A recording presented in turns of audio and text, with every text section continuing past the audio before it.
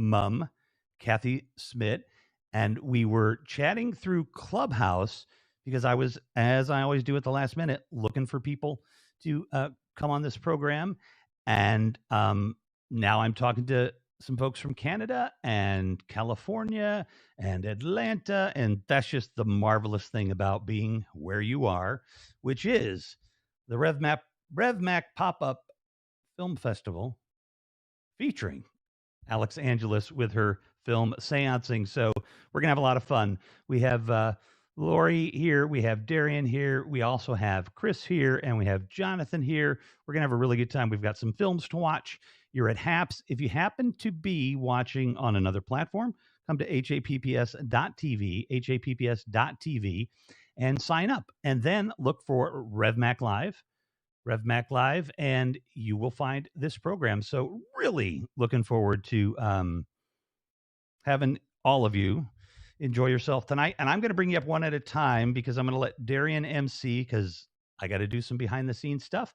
But first, I want to bring up Alix. I'm going to unmute Alix and see if I can do this. Oh, wow. Okay. There you are. I don't know how that happened, but hello, everybody. Hang on, though. I do know how to do this. Because I do want to be able to talk to this one person here because I never get to talk to you, like, ever. Like, we've been on TV a couple of times, and we don't get to talk. So I just, first of all, I want to say you've given us 2 weeks in a row of your time and your talent, and I just really want to thank you because this has really been fun, and I've been really excited about this weekend too, and your film. So I'm really happy to have you here. I'm so happy to be here too. I can't wait to share this film. This is really cool because it's been on the festival circuit for a while and haven't been like showing it to people. So this is sort of like a debut. Awesome. Oh, wow. Oh, yeah, right. Because you're just coming off, right? So, yeah. Ooh, this is fantastic. Yay. So I feel like it's kind of a premiere. Ooh, that's neat. That's really awesome. That's really awesome. Well, we'll talk a little bit. We'll definitely talk about the film afterwards, and we'll get to that part of it soon. Tell us just kind of quickly, like, what is it like working with this person right here? She's like, I didn't even announce I was coming in. So, and you can't see her because you're on your mobile phone. So I have your sister here. And both of you are twin sisters and have acted together. Told people we met on Facebook. Right. I did try that before. Yeah. They just got reunited. But I just wanted to bring you both up here. And again, you both are awesome. You're amazing. You've done so much for me, and I appreciate you guys so much. It's so fun to have you. And your sister's here because we're going to talk about her album because she's my sponsor. And I'm thrilled about that as well. But say hi to each other. I think you're in the same state, right? No. We're in the same state. We're in different cities, though, right now. What if we were just like next to each other? We're like, she's over there. I would be like, wait, what did you know? Because now you could duet. But yeah. No, if you want to see us duet, you have to watch the full band live stream show next Friday. Yes. How do they do that, Chris? Well, I'm doing a live stream from the Hotel Cafe, but you can watch it from anywhere. And one way is you could just buy tickets. That's the boring and more expensive way. Or you could help me with my pre-order goals, get my album and a ticket to the show, which is a much better deal. It's less expensive for you, and you get the album all in one go. And the way that I'm doing that is I have a bundle where if you buy 5 pre-orders, they're literally only $5, and I think it's only $4 on iTunes. You can get one there.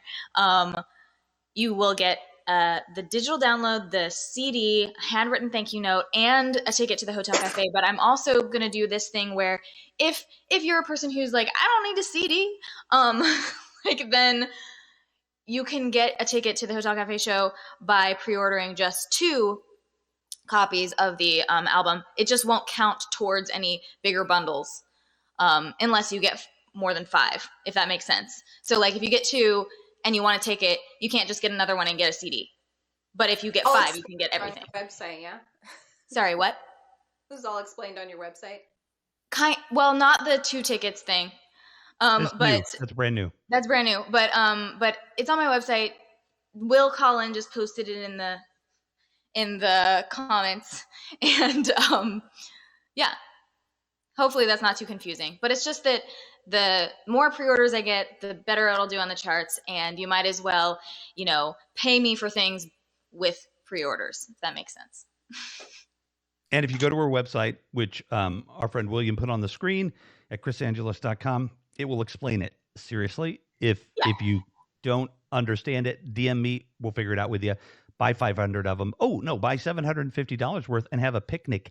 And I bet if you kicked in another couple of hundred, she might even have a sister show up. Shh, even if you were going to come, don't tell them, to get, an actress superstar there too. So that's just what I'm saying. And yes, thank you, Lori. You texted me. I'll check. I'm going to bring everybody else up here and we're all going to start to have some fun. And so we have Lori, Jonathan, and our MC. There he is. He's back. Hey. What's going on, everybody? Hello. I am going to do a couple of quick behind the scenes things. So what would be perfect here would be for Jonathan, who's in the, we don't really have we need the actual Brady Bunch grid. So I could say, all right, what am I in? I'm in Cindy's spot, and Alix is in Jan's spot, I think. And But we need 3 more people. Right, exactly, because then Jonathan would be in Alice's spot. So and that is where we would be. Darian, introduce yourself and then get these lovely people, Jonathan and Lori, to talk about themselves a little bit and maybe why they're here. And I'll be back in a couple of minutes, hopefully. All right. Thanks, Rev, for trusting me with your show. I love you, man. I know you can do it. Well, yeah, I mean, I'm Darian Donjou. I'm a writer-director from Atlanta, Georgia. I met Rev on the wonderful Clubhouse app. I hope everybody on the show or watching the show is on Clubhouse, because that's what's up. That's the zeitgeist of 2021. So, I've met a lot of great people like Rev, and then now I've met Chris and Alix. And now I'm about to meet Lori and Jonathan. So let's go to you, Lori. You were on our award show earlier today. Before we even get into who you are and what you do, can you tell me a little bit how you ended up on that show earlier? And what were your thoughts of how things went today with the award show? So Revolution invited me into the award show, and there was a singer. I hopped in when there was a singer singing, and I thought she has such a beautiful voice, and it's an amazing platform for artists to showcase their talent. So I definitely appreciate that as an artist myself. That was me. That was you? It was. Very beautiful voice. Well, thank you. It's very sweet of you. And it was so fun to watch all the films. That is so cool. Isn't it a tiny world, Lori? That's great. I mean, it's good that you came on there and you weren't like, oh my goodness, it was, I don't know what was going on. There was. Oh yeah. If you had been like, this terrible singer was on, it was weird. Oh yeah, singer came on. Oh, that's awesome, Lori. And then I would have been like, it was me. And I would have just made everything super awkward. No, I wouldn't. The Cash App's coming later, Lori. We orchestrated that. No.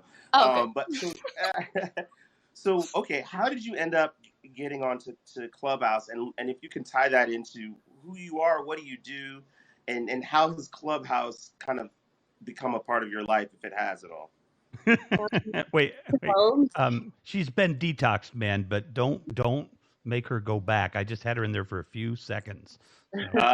Yes. Tell us your Clubhouse journey. There you go. Woohoo! So it was basically my little sister. She's like, listen, you need to get on this app, Clubhouse. I'm like, I'm not doing another app. I have all these apps. There's no way. And she's like, no, trust me. It's a way of networking. And then I'm like, okay. I checked it out. She sent me the invite, and I'm like, okay, cool. This is, first of all, I like that you only have one picture up there. It's just your display picture. It's not like Instagram where you're scrolling on people's profiles. I love that. It's like straight to the point to your bio. And then, okay, and I found like other filmmaker rooms and connecting with people that I never thought I could ever connect with at this point in my career. So I'm definitely grateful for that. My agent is on it, and whenever she's in room, she'll ping me. So for me, I was on it like consistently for at least like a good 2 to 3 weeks. Then I'm like, you know what? I believe that for now I have all the knowledge that I was seeking. So now it's time to apply and make action. So I take my time off of it, and I only go on when there's certain people that I really want to listen to what they have to say. But other than that, sometimes I go into other rooms that have nothing to do with the industry, just rooms of like meditation or just listening to other people from around the world. So I like that part about it too. Yeah, it can be a bit of an overload, right? When you get in and you kind of just get sucked into the vortex. Definitely, yeah. And so, okay, so that leads us into, you mentioned that you have an agent. So what is it that you do? So I am an actor and writer and an emerging filmmaker. I've been acting since I was 8. I started off with improv. In French, I'm bilingual French and English. Acting is my passion. I decided to work behind camera because my friends and I want to create opportunities for ourselves. We're not going to wait for the phone to ring. We're going to keep auditioning and doing the regular things that we need to do to book the jobs, but we're actually going to be like, listen, we're going to break through those doors, whether you want us or not, but we're coming. And Jonathan has a lot to say about that because we have a show called Sloppy Jones, and he's the co-creator. And it is phenomenal to see my friends writing, creating their own TV series. So I definitely look up to them. Yeah. So, okay. So you're connected to this guy, Jonathan, we're about to talk to. Yeah. This is, wait a minute. Hold on. This is exactly how this works. They've not seen the film. They've not seen the director has not seen a shot sheet because I haven't made one for myself. You know what I mean? There's nobody pushing any buttons. It's all a surprise, which makes it really fun. And yeah. It's all very authentic. Yes. This is all raw and authentic here, everybody. So, okay, good. So we made a link between Lori and Jonathan. And where are you based, Lori? I'm based in Toronto, Canada. Toronto. Okay, that's cool. Oh, man, Canada is such a cool country. We'll get into that later. That's where I was when COVID hit. So we can talk about that. I was in the lovely city of Montreal. But so that was a good segue to Jonathan. Jonathan, you and Lori are working on a project together. So what do you do? And how did you guys meet each other and decide to start working together? Yeah, thanks for having us. I really appreciate it. This is really fun. And I'm just going to be really transparent. I'm not on Clubhouse. I know it's really important and everyone should be on it.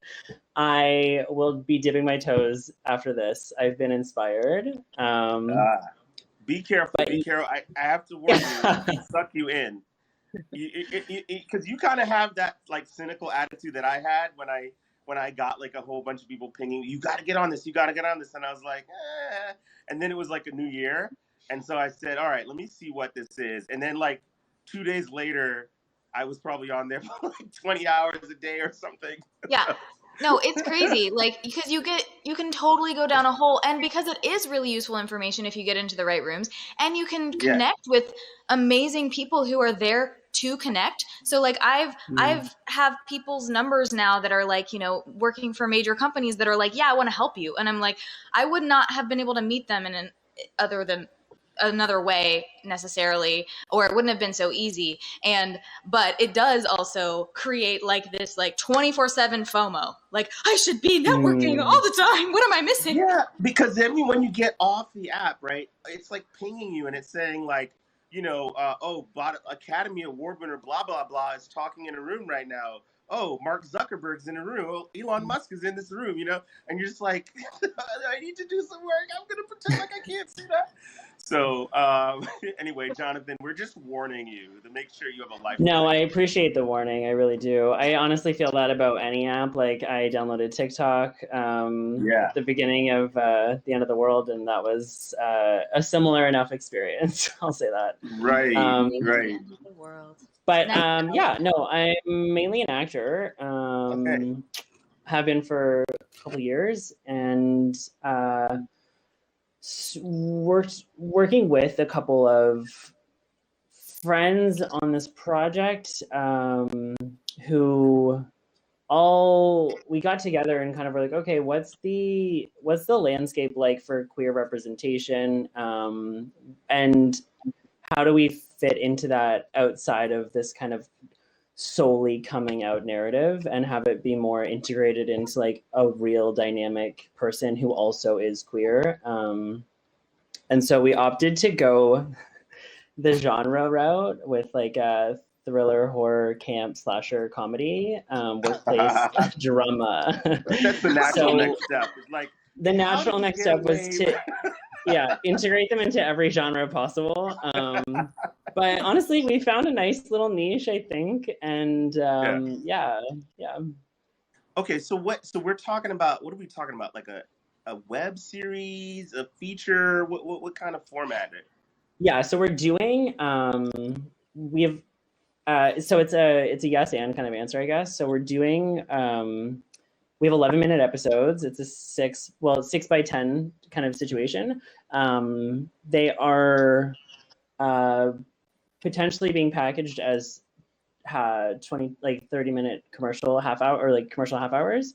So we're like in the process of financing the project right now, but we've had some really amazing help from Ontario Creates, which is like a Canadian fund that produces content. So they did our pre-development, and it was really awesome, to be honest. They were really supportive of our creativity, which I thought it's always unexpected, because I think, you know, with money comes ideas that they also want to oh my goodness, involve themselves, you know, naturally. But this was really not that at all. It was it was super supportive. Okay, that's amazing. That's kind of always the creative person struggle, right? It's like, oh, if I can take money because I need it, but then people want to have input, which is sometimes. Yeah, and sometimes it's like a total, you know, it's a huge hit, like, and the input is really useful. But this case, they said yes and to all of our stuff, which was, that's incredible. Really nice. Yeah.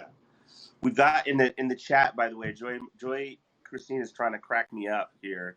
Comments, the next big career will be the Clubhouse sober companion, because me and her are always talking about drinks and what we're going to be drinking while we're on the show. And she says this Clubhouse is a very interesting and also a great place to sleep.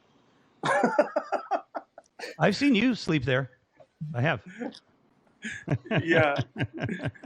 So, okay, that's really, really cool. Okay, so you're both from Toronto. That's great. You were going to have to send me all the links to everything so I can see what you guys have now that I've met you. Oh, yeah, absolutely. Yeah. So, Darian, we're going to slide over to a song with Chris, and then we're going to show these folks pilot, and that's going to be a lot of fun because I've seen it. And the awesome. songstress, the beautiful voice that Lori heard earlier today, is about to perform another song for us. So this is very exciting, Chris, and we're, take it away. We're ready. Okay. Yes. The songs that I played last time, I want to play different ones, I guess. So I played My Quiet and Flicker. What did I play? I don't know. It doesn't matter. So I want to play songs from the new album. So this one is called 20 Miles to Empty, which is about running out of gas in real life and like this weird experience that I had, but metaphorically about how, sometimes it feels like we're running out of gas or spinning our wheels in life or with our careers or whatever. But feeling good and hopeful, and like that we're just keep on going. 20 miles empty and I got 15 miles to go. Afraid I'm going nowhere down this one-way road. My wheels keep on spinning, my soul keeps on singing these words, even when it hurts. The static on the radio's a harsh and lonely sound. I've come too far to give it up and turn back now. I was born to gamble, to question and to ramble. I don't have much, but I've got soul. I don't have much, but I've got soul. Even when it feels like my old train is off the tracks, I know my heart's been stolen and I might not get it back. I'll always have a song to sing, stubborn will to get me through the night. Get me through the night. Da, da, da, da. Sunset through the windshield, well, it almost makes me cry. Reminds me of this feeling that I'm running out of time. With all the world to glitter, even when it's tasting bitter, I got one shoe. Well, they took everything I had, but they can't take this from me. The best things in a lifetime don't take cash, but they're not free. I can feel it coming, I'm fighting, I'm not running. I don't have much, but I've got soul. I don't have much, but I've got soul.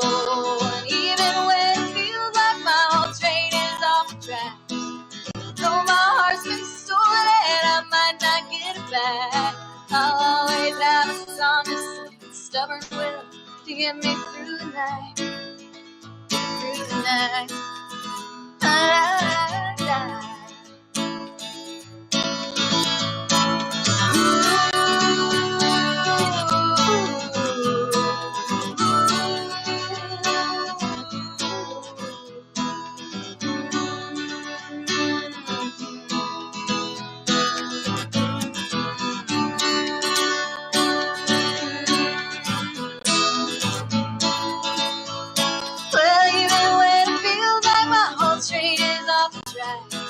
I know my heart's been stolen, I might not get it back. I'll always have a song to sing, stubborn will to get me through the night.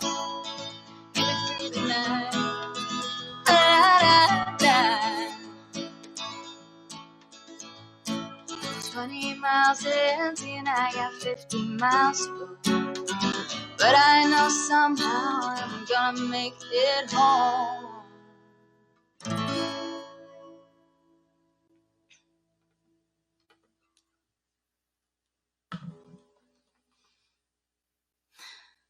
Everybody's muted. Yes. Yay! Woohoo! That was amazing. Thank you. Thank you. So that song's going to be on the new album. You haven't played that one much in the last like 2 weeks that our lives have been thrown together, and I've heard your songs so many times, and I still can't pick a favorite. But you haven't played that one too much lately, so that was lovely. Really, well, thank you. really nice to hear that one. That was a new one for me. Yeah. Very cool. Trying to give it a little variety so you guys don't get sick of my songs. No, that's not going to happen. Because there is the one that I keep on going back to, which now, because I just heard that song, you literally just got it out of my head for the first time.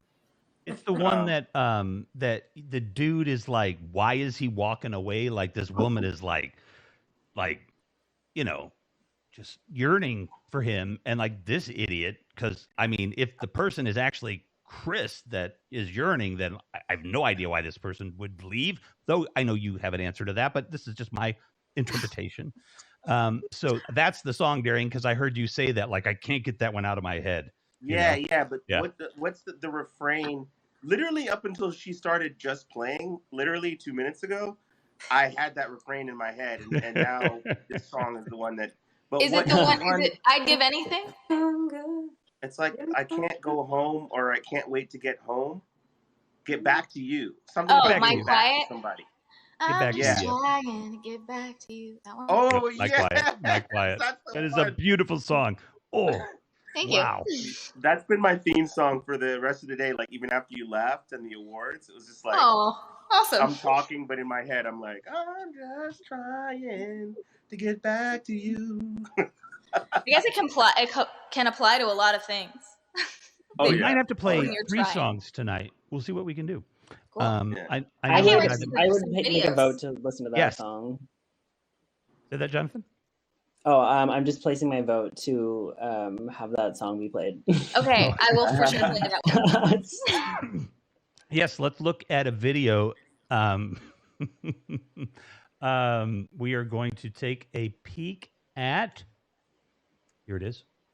The name of is it actually the Jonathan is the actual show called Sloppy Jones, because that's kind of also like your group too, right? Correct. The show, the title of the show is Sloppy Jones. It's like it's also, it's just the title of the bar that it takes place at as well. Gotcha. Fantastic. Yeah. Okay. Well, let's have some fun. And let me just let everybody know you can mute your own microphones if you're on the desktop in the lower left-hand corner. All right. So from now on, you're in charge of muting your microphones, because you do not want me in charge of it, because it won't go well. And so you guys can mute yourselves. And Alix, you're on mobile. You'll be fine. You know, if you don't want to worry about muting. If the cat goes crazy, we'll understand. And let's watch a video, and then we're going to come back and talk about it.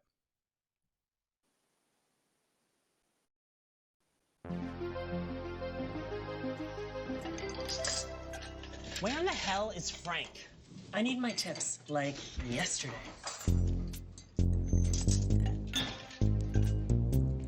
Evening, boys. I'm Detective Blake Greentoe. We've opened up a missing person case on Frank W. Jones, the proprietor, Sloppy Jones Grill. I'm gonna need y'all to answer a few questions for me now. Do you think he's dead? God, I hope so.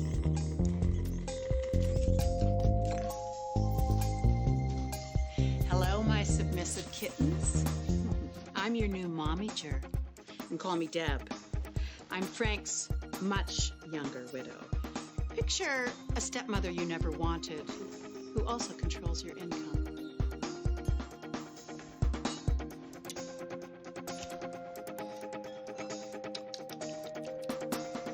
If I had to guess who did it, I'd say it was Damien. He's a hot mess. I'd never do him.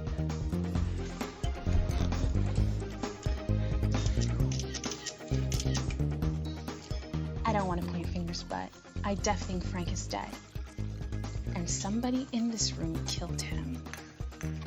That asshole steals our tips, tries to bang us, and cuts his toenails on the bar rail. I def think somebody here killed him. Not Rory.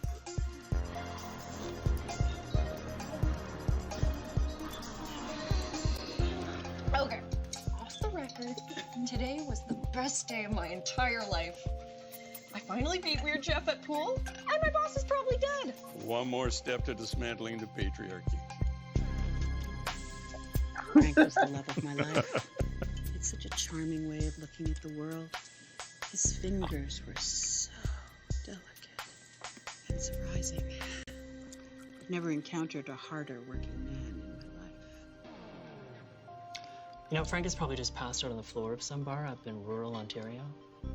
You want the real tragedy? That I work here.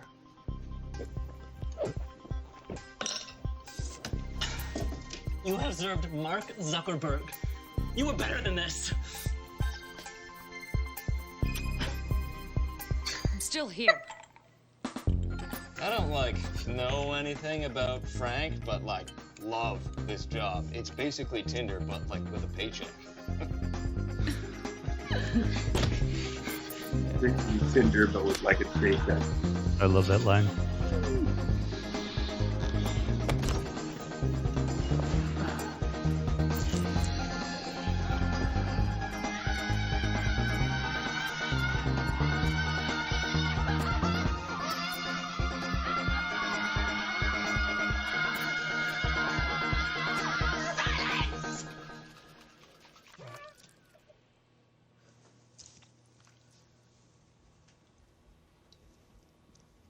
is ketchup. Darling, I have two good sides. Pick your favorite.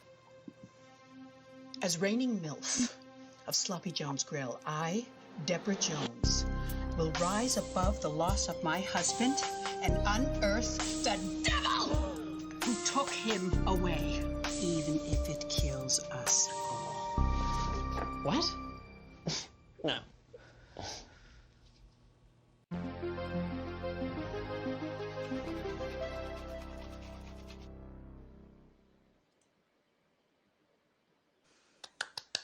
Very nice.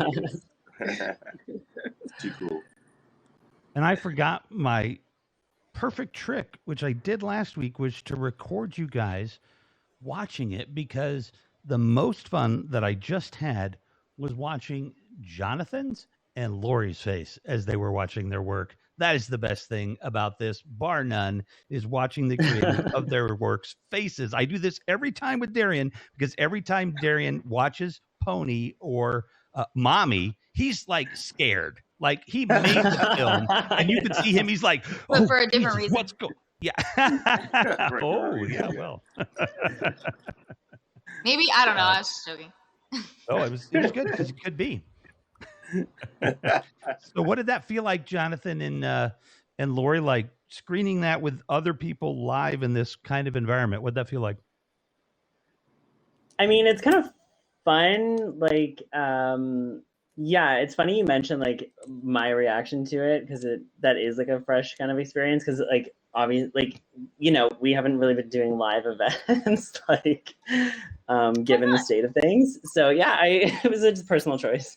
But yeah, so yeah, it was, yeah, it's fun to watch with people watching it kind of, and also like I just like love everyone's work and like what they brought to the character. It's just kind of nice to see it alive. Yeah. Yeah. That's awesome. What about you, Lori? Yeah, like what Jonathan said, just watching it, I'm kind of like seeing it, like I'm just imagining what it was like, and it's just like a bunch of people who got along, who were just having fun, some comedians, you know, some improv people, and it's just so much fun, you know. It's funny too. I like it. I love it. I love watching my friends, and it's a passion project for sure. It was fun to see all the different like the characters had these lovely little moments where you really got to see into them a little bit. Like, I mean, I laughed out loud and I wasn't muted. Sorry about. No, I did that intentionally. I wanted in the mirror. I wanted to hear your laughs. That was great. Like these little moments that aren't necessarily part of the plot, but like are really great for character. I like that. Yeah, I think that was kind of our goal with the trailer in a way, is like to get a sense of who these people are, because like the plot is the boss is missing, what, you know, obstacles ensue, but if you're really watching it for these relationships and these people, I think, or at least that's like the point of view that we took. So yeah, I love that you saw that, because that was something we really cared about. I like great, yeah, and I like how it to me anyway, it sort of obviously subject matter as well, but reminded me of the kind of style campiness in a good way of like Clue, like that movie. Is that what you're totally. going for? Yeah, there's like, yeah, totally. Alex wants to talk too. And Knives Out too now. Yeah. Knives Out, yeah, a thing. I unfortunately was like not able to see for most of it, and then I left and came back and it reset. But so I want to see it. Do you have a place that it's available to watch online? Yeah, totally. If you type in Sloppy Jones show in YouTube, there's like series trailers, there's interviews with the cast, there's like lots of like EPKs, but just like, you know, like Linda Cash and her interview about her character and like being and like entering into a different kind of a role that she's not normally cast in.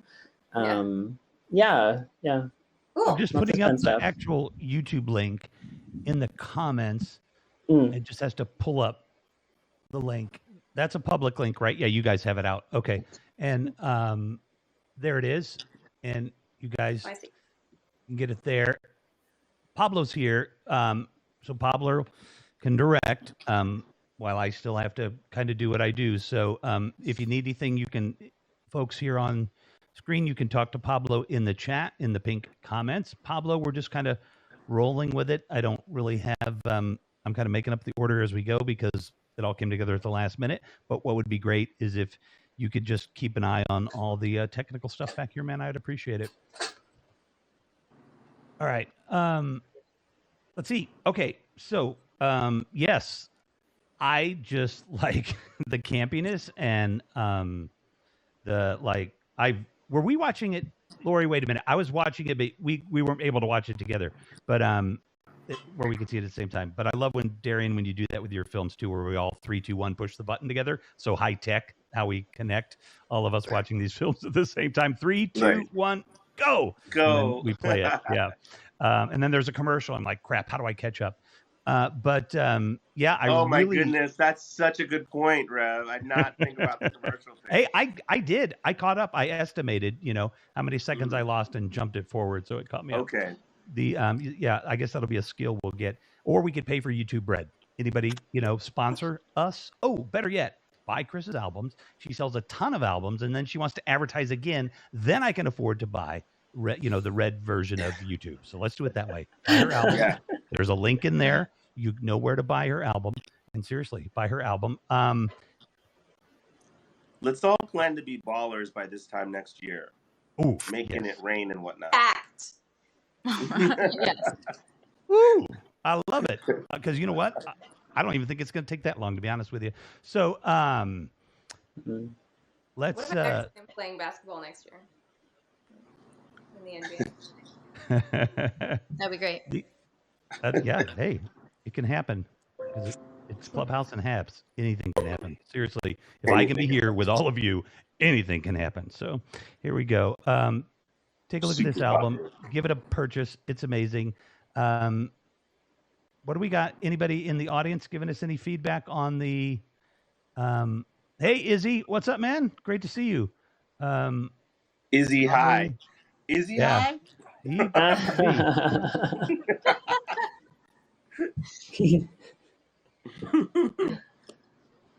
The Stephen Joy, let's see, we're scrolling all the way back here. Charles. All right, well, folks, you can also interact. You can tell us what you thought about the pilot. If you are producer secretly watching, all of these folks have their DMs open, I'm sure, on Instagram. All of them would be happy to take your money. So they are amazing people, all of them. And all of them, yeah, I know there are people watching that can make it rain for some people. So let's get it done. And so what are you guys going to do next? Are you're actively trying to get this thing? Because you're in Canada. So 2 things I want to talk about real quickly. I love about Canada. I love a lot of things about Canada. But the 2 things that in this way that I think is marvelous is you have funding from your government. Oh my gosh, shocker. Hold on a minute. Wait, for the arts. We wow, the arts in Canada.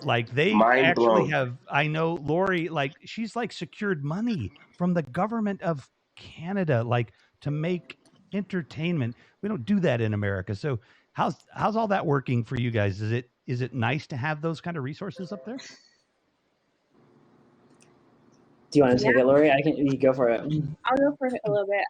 I think it's definitely an advantage that we have here in Canada, because it's, being an artist is tough, but the fact that our government is supporting us with grants to kind of help something get, started is honestly, it's a blessing. And that's basically how some of the projects that I've been in, that's how they kind of got started. And as I am an emerging filmmaker, that's what I will go towards when I want to, fund my short film. So I'm definitely grateful for that. What do you think about that, Jonathan? Yeah, I also think that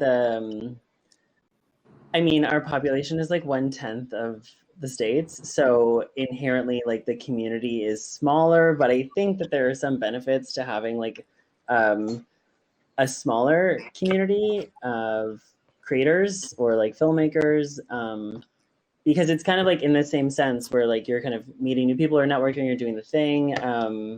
That kind of somebody always knows somebody that wants to accomplish a similar goal as you, I think. Or I've been just really lucky, but I think both, to be honest. But yeah, it's really nice to have like a smaller sense of community, for sure.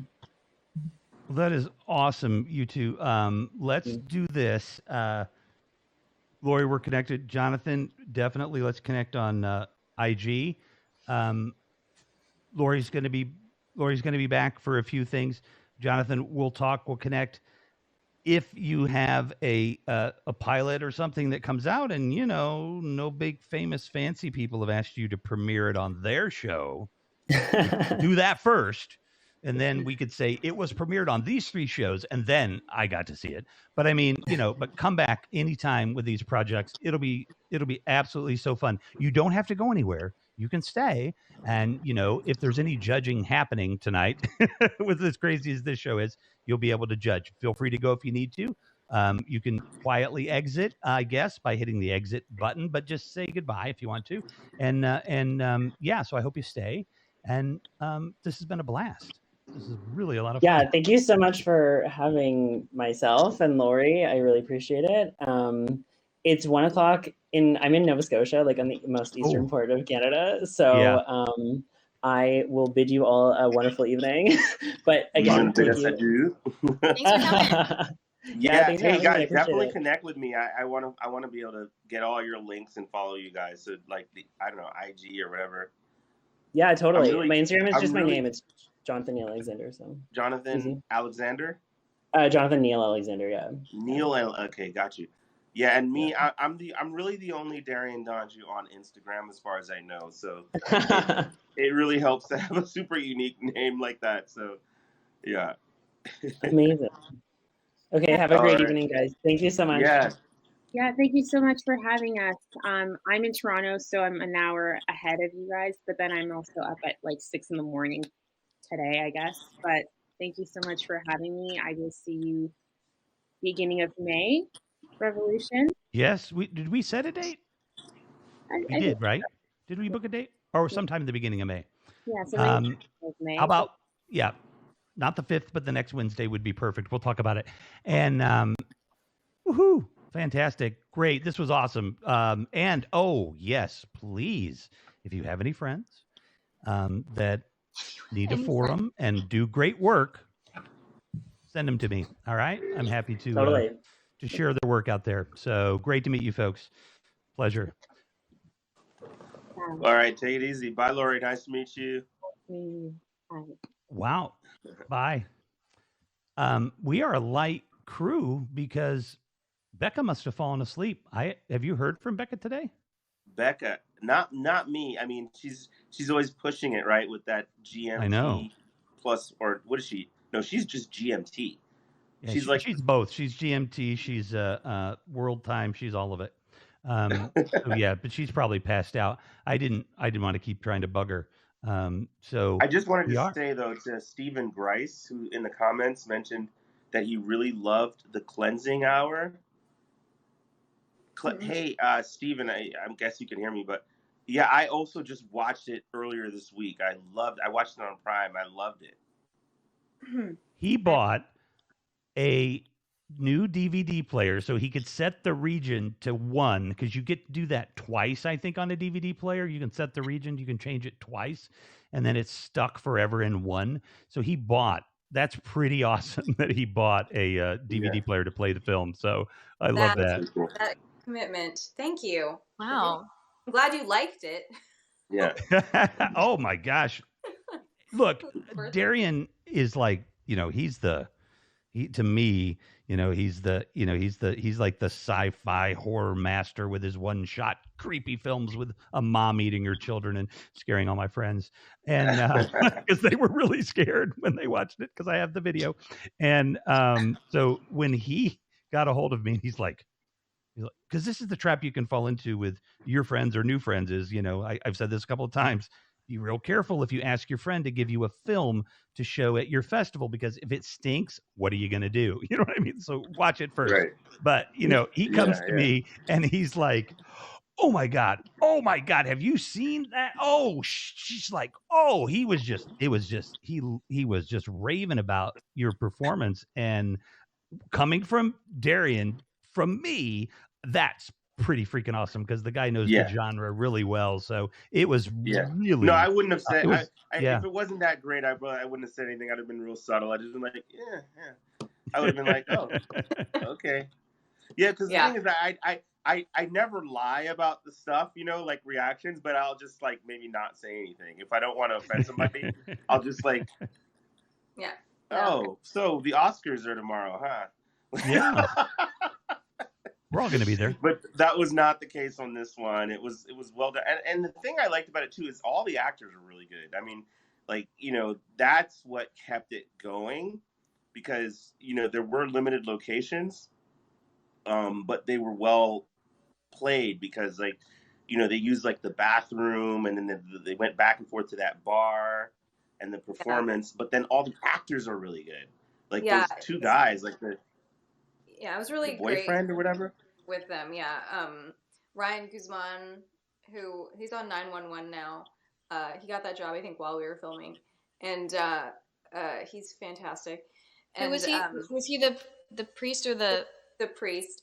And then Kyle Gallner, he's like kind of scream king. He's in a lot of horror and genre films. Okay. So it was kind of an education working with him. Because I haven't. That was your character's boyfriend, right? Yeah. Oh yeah, he was great. I love that guy. Yeah, I'm like a fan of his just from this film. I remember his face from stuff, but now I was like, oh, let me try to follow him at his other stuff now. Yeah, he's working all the time and does great work. So follow him, keep up with him. Yeah. Yeah.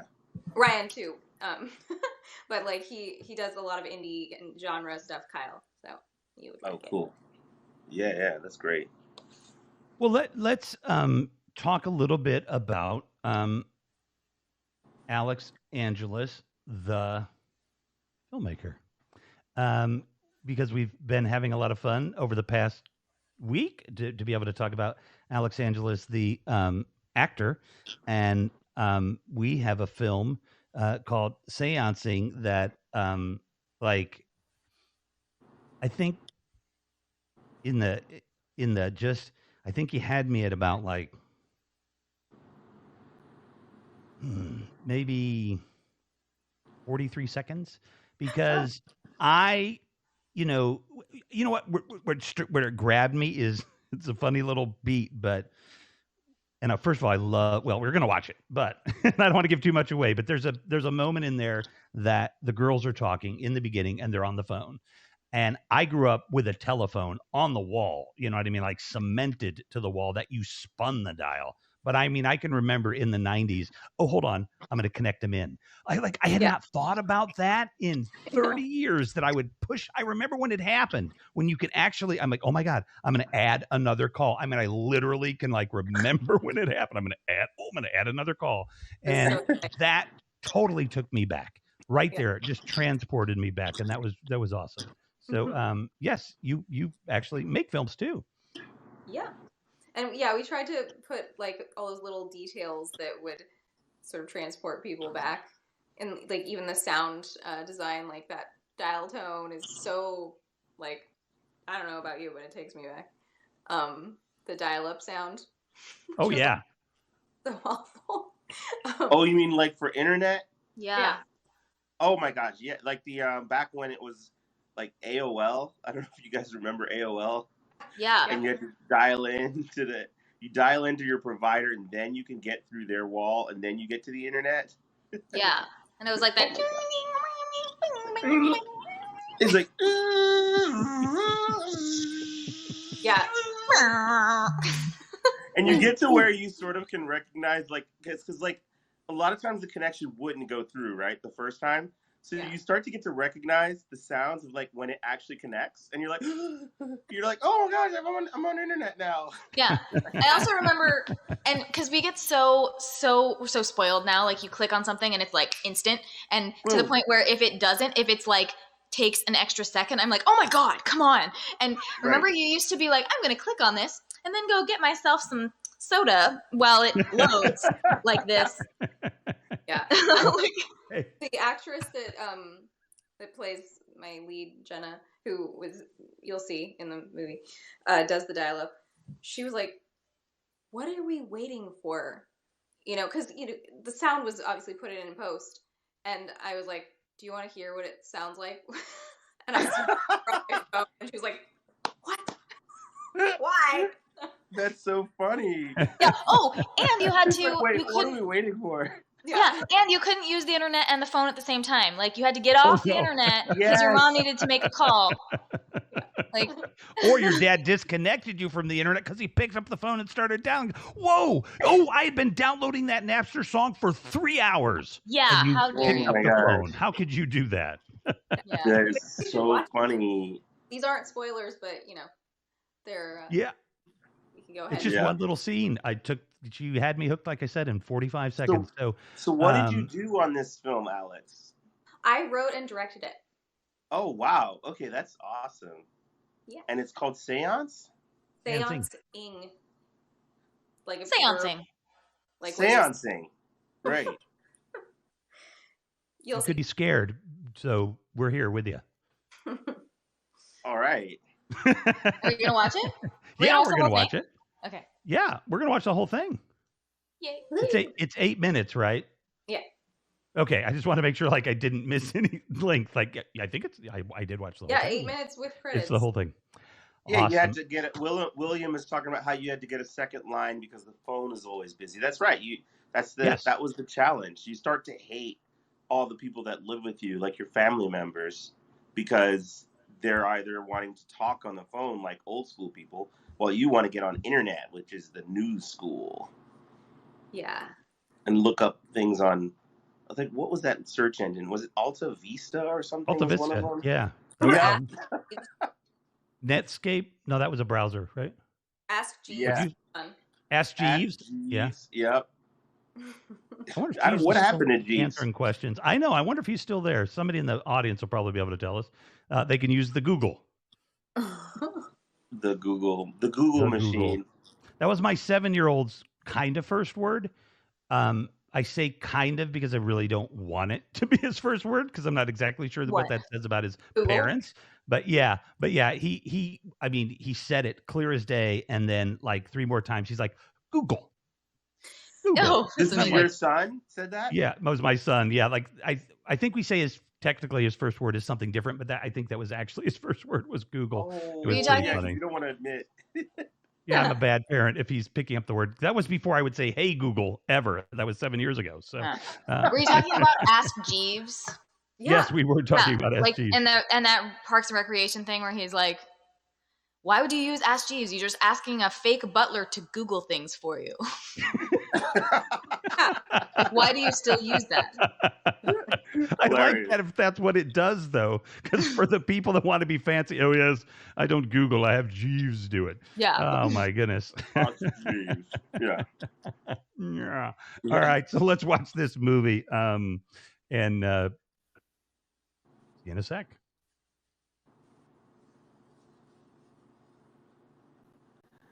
Google Ask Jeeves and it brings up ask.com. Seemed like the Bennetts could do no wrong this summer, but this week fans of the trio are tripping over a certain Theo Bennett. Locks. Say it ain't so, Theo. Fans around the world mourning the loss. You're listening to Hot 98.5, your home for non-stop music for the new millennium.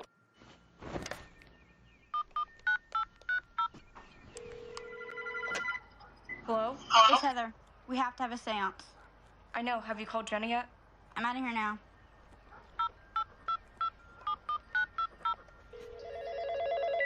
Hello? We're having a seance. Oh, why? Don't you know? Hi, Nikki. Jenna, you haven't seen the new Teen Pop? I went to the orthodontist right after school. They only have the same issue from last month. Oh, remember that thing we were talking about at lunch? It happened. What? Who? Theo. It's like we knew. We're so in tune with them. Are you sure? Yeah, we saw on Team Pop. Just come over.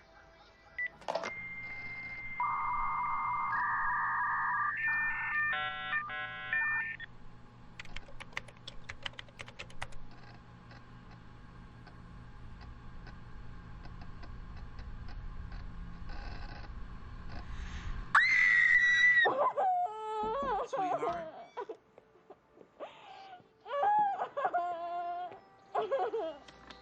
What is it, Pumpkin? You miss your braces?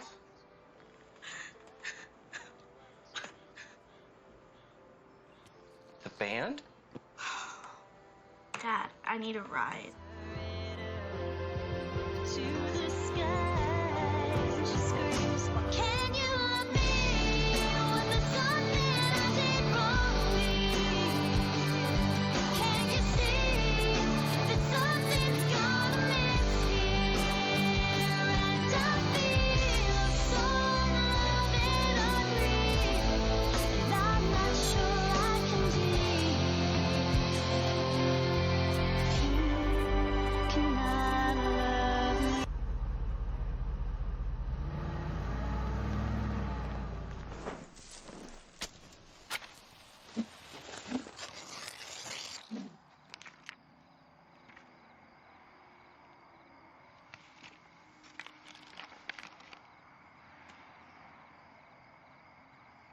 We need some music. Yeah. Ugh. Hey! Sorry. I'm sorry.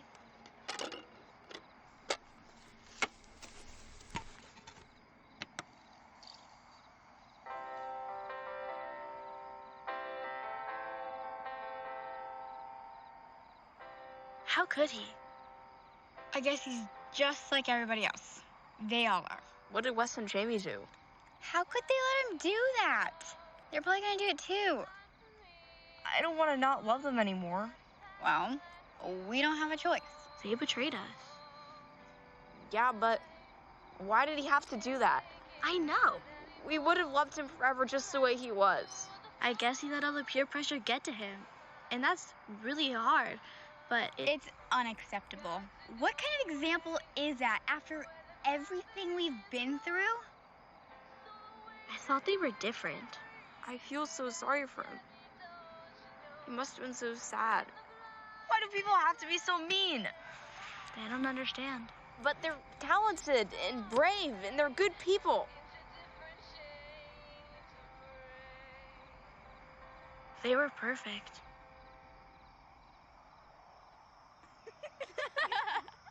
When you said bake instead of back during the Back to Love concert on live at the 10 spot.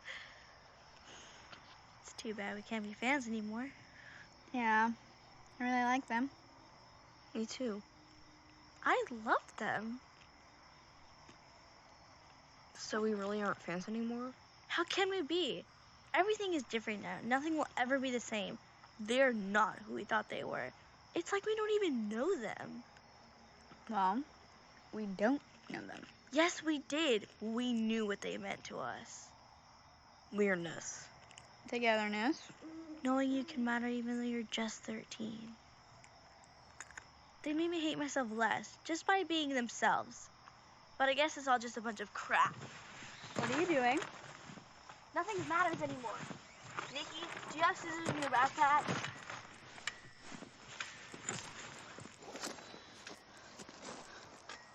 Jenna, don't do it.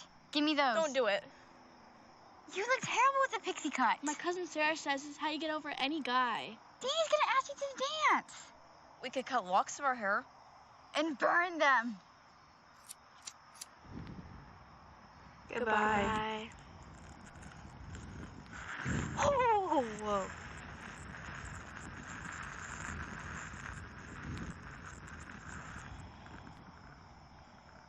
That stinks. Ugh, it does. Let's go.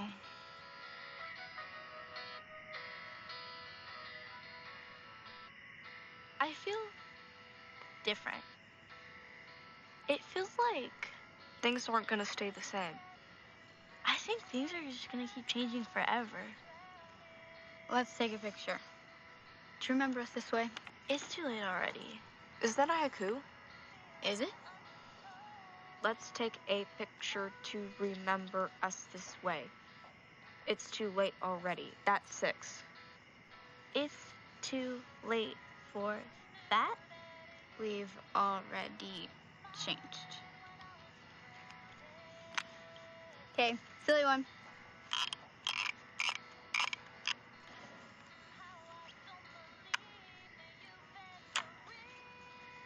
Maybe We should forgive him. Yeah. Yeah.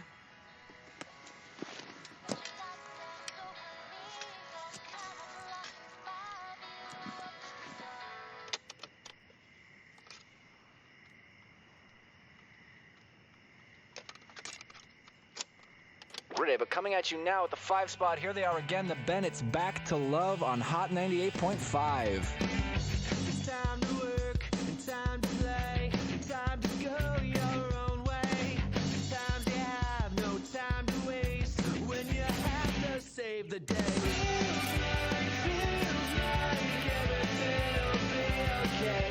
Feels like starting up a brand new day. And now we've got the time, but challenges are far behind. It feels like Girl, enough seance-ing. Time for dinner. Come on. it's time to work, and time to play, and time to go your own way. Sometimes you have no time to waste when you have to save the day. Feels like everything will be okay. Feels like starting up a brand new day. And now we've got the time, but challenges are far behind. It feels like everything is gonna be okay.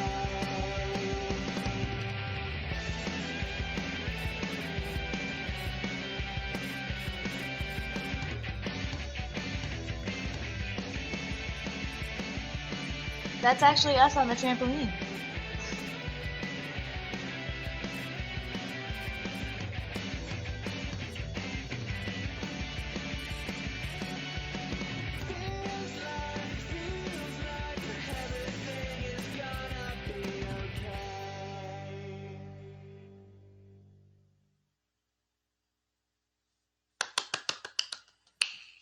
Yay! Oh, where's she at? that's Uh-oh. cute. Well, look at that. Here she Uh-oh. comes. Hi. That music at the end really sealed it, right? That Oh, that yeah. style of, Yes. yeah, like it's like that style of music from all those sitcoms and stuff, and just like that feel good kind of like 90s kind of feel. Yeah. The funny thing about the music in this is that it's all current. Wow. Well, not necessarily but like from a few years ago, you know. Yeah. And but like all people that are about the 90s, you know what I mean? Oh yeah, they're going for that 90s sound, right? Yeah. Yeah. Like, wait a minute. It's now a 90s sound. Like, Yeah. I was in the 90s, you know, like as a grown up, you know what I mean? Like it is, I mean, like, you know, it's not a sound. It's okay, fine. It is. It sounds like I'm the old. 90s. I know, but I mean, like, it's just weird. I remember things sound like the 60s because I wasn't alive in the 60s, but because when you know, did Friends come out? Well, I was, but I was little. Friends started, I Friends? think, in 1996. Yeah, like that Friends show, the No. opening show too, like that Friends. That Friends show, the opening show. Yeah, wait, no, Have wait. you It's- seen it? Well, like the song, you know, like it sounds like it has that 90s feel to it. Yeah, I think it was 93 actually because it Okay. ended in 2003 and it had 10 seasons. Okay. Some four. Thank you, Jeeves. I mean, I have watched that show I don't even know how many times. It like got me through you know, they've actually done studies that watching Friends can like lower your anxiety. So Oh, That's wait. hilarious. I'm actually rewatching it now. And when I say watching, I'm not just sitting there watching it. Like, it's just kind of on while I'm doing all the work that I'm trying to do for the album release. But Yeah. I've definitely, it's just, I'm rewatching it. I'm on season 2. You know, Yeah. when I went to my niece's 7th birthday party today, and we were shopping for her gift at Target, and there was, like, in the little girls section, like, little girl underwear that was Friends themed. And I was like, I'm not sure how I feel about that. That's odd. It was like weird or gross, but it was like, Yeah. little girls don't know what Friends is. Like how would they even know Like, what it is? Yeah. Did it just have the Friends logo? There weren't like pictures of Joey or anything, right? No. Pictures of Joey. Like, what How was you doing? How you doing? Was it even like a cute something that has to do with a child? Like, it's strange.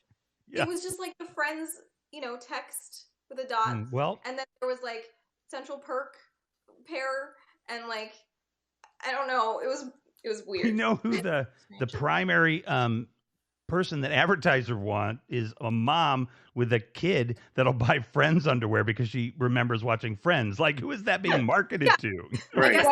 But like, that's what I mean, is like, you could have Friends anything. You have Friends little like baby clothes or whatever, but it just seems weird that it's like little girl underwear. It seems very odd.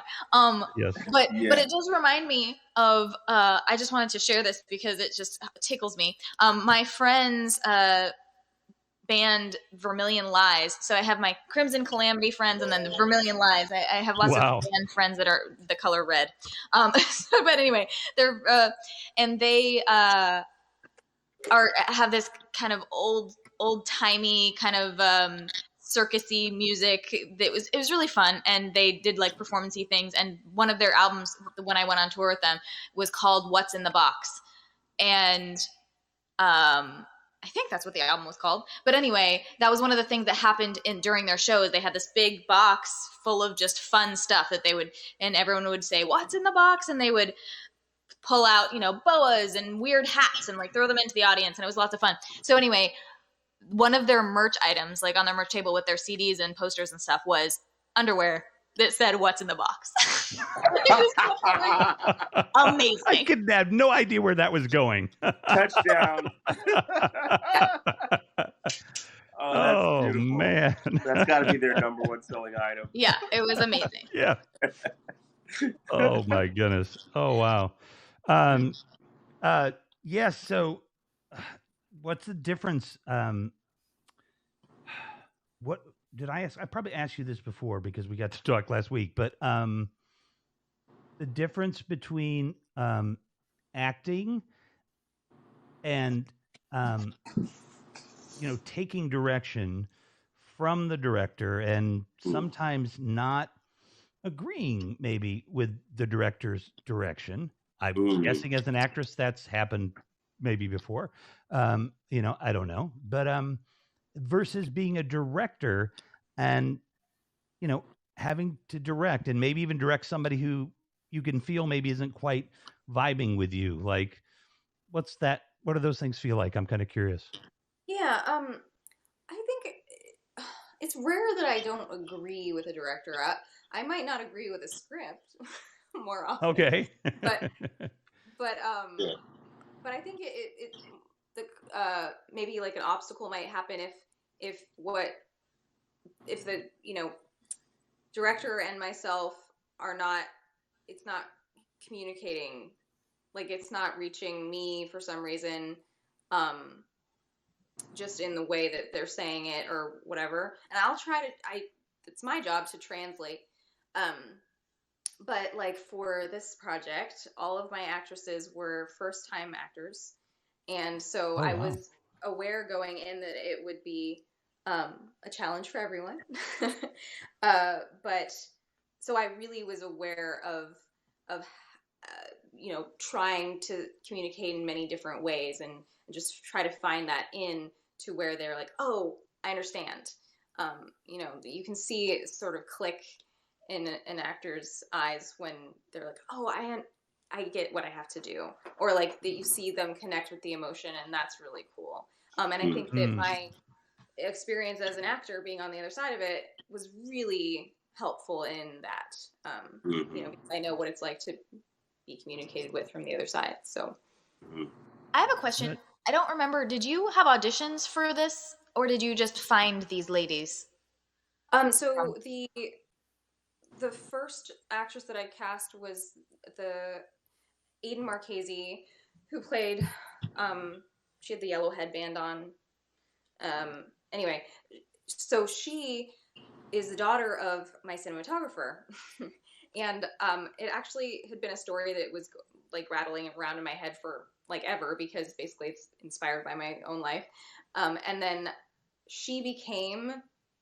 We're friends, like me and the cinematographer, and so she's like, I would see her around, and she got to this age, and I was like, oh my god, she's perfect. She's like going through what, you know, that moment of life, that sort of precipice between childhood and like adulthood, and so that was really the inspiration to like make the project right then, and like capture that age. Oh, wow. And then I did have auditions for the other girls, and they were so. I was just so lucky to find them, because I had done like some self tapes. I'd asked around my community in middle schools and high schools, and I was having callbacks at the local high school, and it just happened to be that right outside the drama room where I was going to have the callbacks, they were having auditions for the improv club. And I was watching for a little bit, and I found Grace Kelly Conklin, who played Heather. And I was like, hey, you got some time? You want to like come read this script? And she was like, okay. And then that sounds so teenager too. Like, okay. Yeah, I mean, she was so into it. She was excited, but she was like, I mean, yeah. Like, Is she the one that was on the phone at the very beginning? Yeah. Okay. And then this is my favorite part. Anna Kasari Dayton, who played Nikki, she saw that interaction happening. She saw me ask Grace, and she came up and was like, I would like to audition too. And I was like, yes. I mean, I have to reward this gumption. And then that's awesome. She like presented this version of the character that I hadn't even envisioned, which was, it's so cool when that happens, you know, when they just are like, here's the character you didn't even know you were looking for, you know? Oh, what a great story too, about how all of this, when you're making these films and you're making these projects that, you know, you said it's from your life, you know what I mean? And so, you know, you've got all the passion in it, and then you have those moments of, you know, it just, yeah, you were at that right place at that right time, and those girls were there, and look where it went. Like, that's just, I love that kind of feeling, and being told that kind of story means so much. The film is fantastic, but it makes the film mean even more. That's what, you know, I really like about being able to do this with an artist. This is really, really cool.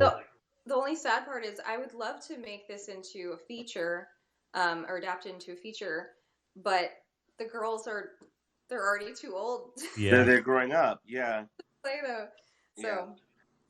Yeah, I mean, you hear about that happening in Hollywood too, like where someone books like this awesome role, and then something happens and funding can't be found, or things, whatever, it gets pushed back, and then, you know, 10 years later they can finally make it again, and now that person obviously needs to be recast. And you're like, dang it. They're shaving, you know. It's like, hello, how are you? Oh, I can still play this role, no problem. Hi. Yeah, actually, couple Josh Baker, who's actually on Clubhouse, he directed a movie called Kin that also has a young black male as the lead. But they actually said that they had some issues because of the scheduling of the way it was scheduled. It was shot in different pieces over time, right? And then there were pieces where his voice cracked during that process of shooting. Oh, wow. So, you know, young guys, our voices crack, and then we start to get the deeper voice that kicks in. Yeah. And so, like, he said it was like maybe like 2/3 of the way in, this happens. So then for the last part of the scene, they were having to sort of like figure out a sort of an ADR kind of like way, because it was like it sounded like this grown man all of a sudden. Wow. Yeah. So I thought that was really interesting. I wonder if Lloyd's paid for the insurance on that one. Oh my gosh. Yeah. Wow. Yeah. Well, this is the fun trivia. Do you remember the band? Well, first of all, who do you think the band was that was the inspiration for the boy band in Seance-ing? Oh, got you. Okay. Oh. Ooh. Probably I'm too old to figure it out. I mean, like, so my boy band knowledge is very limited, so I'm just gonna go with one of the ones that I just remember. There are only like 3. So the ones I remember are obviously NSYNC, right? With NSYNC had Timberlake. Then there was one called West something. I forgot what the name, West Lake, or no, there's West something. And then there was the other big one, which is, oh my God, what was that? So there was NSYNC, West something. Wait, who was in NSYNC? Apparently it's Westlife. Mr. Oak says Westlife. Westlife was the big one. Westlife.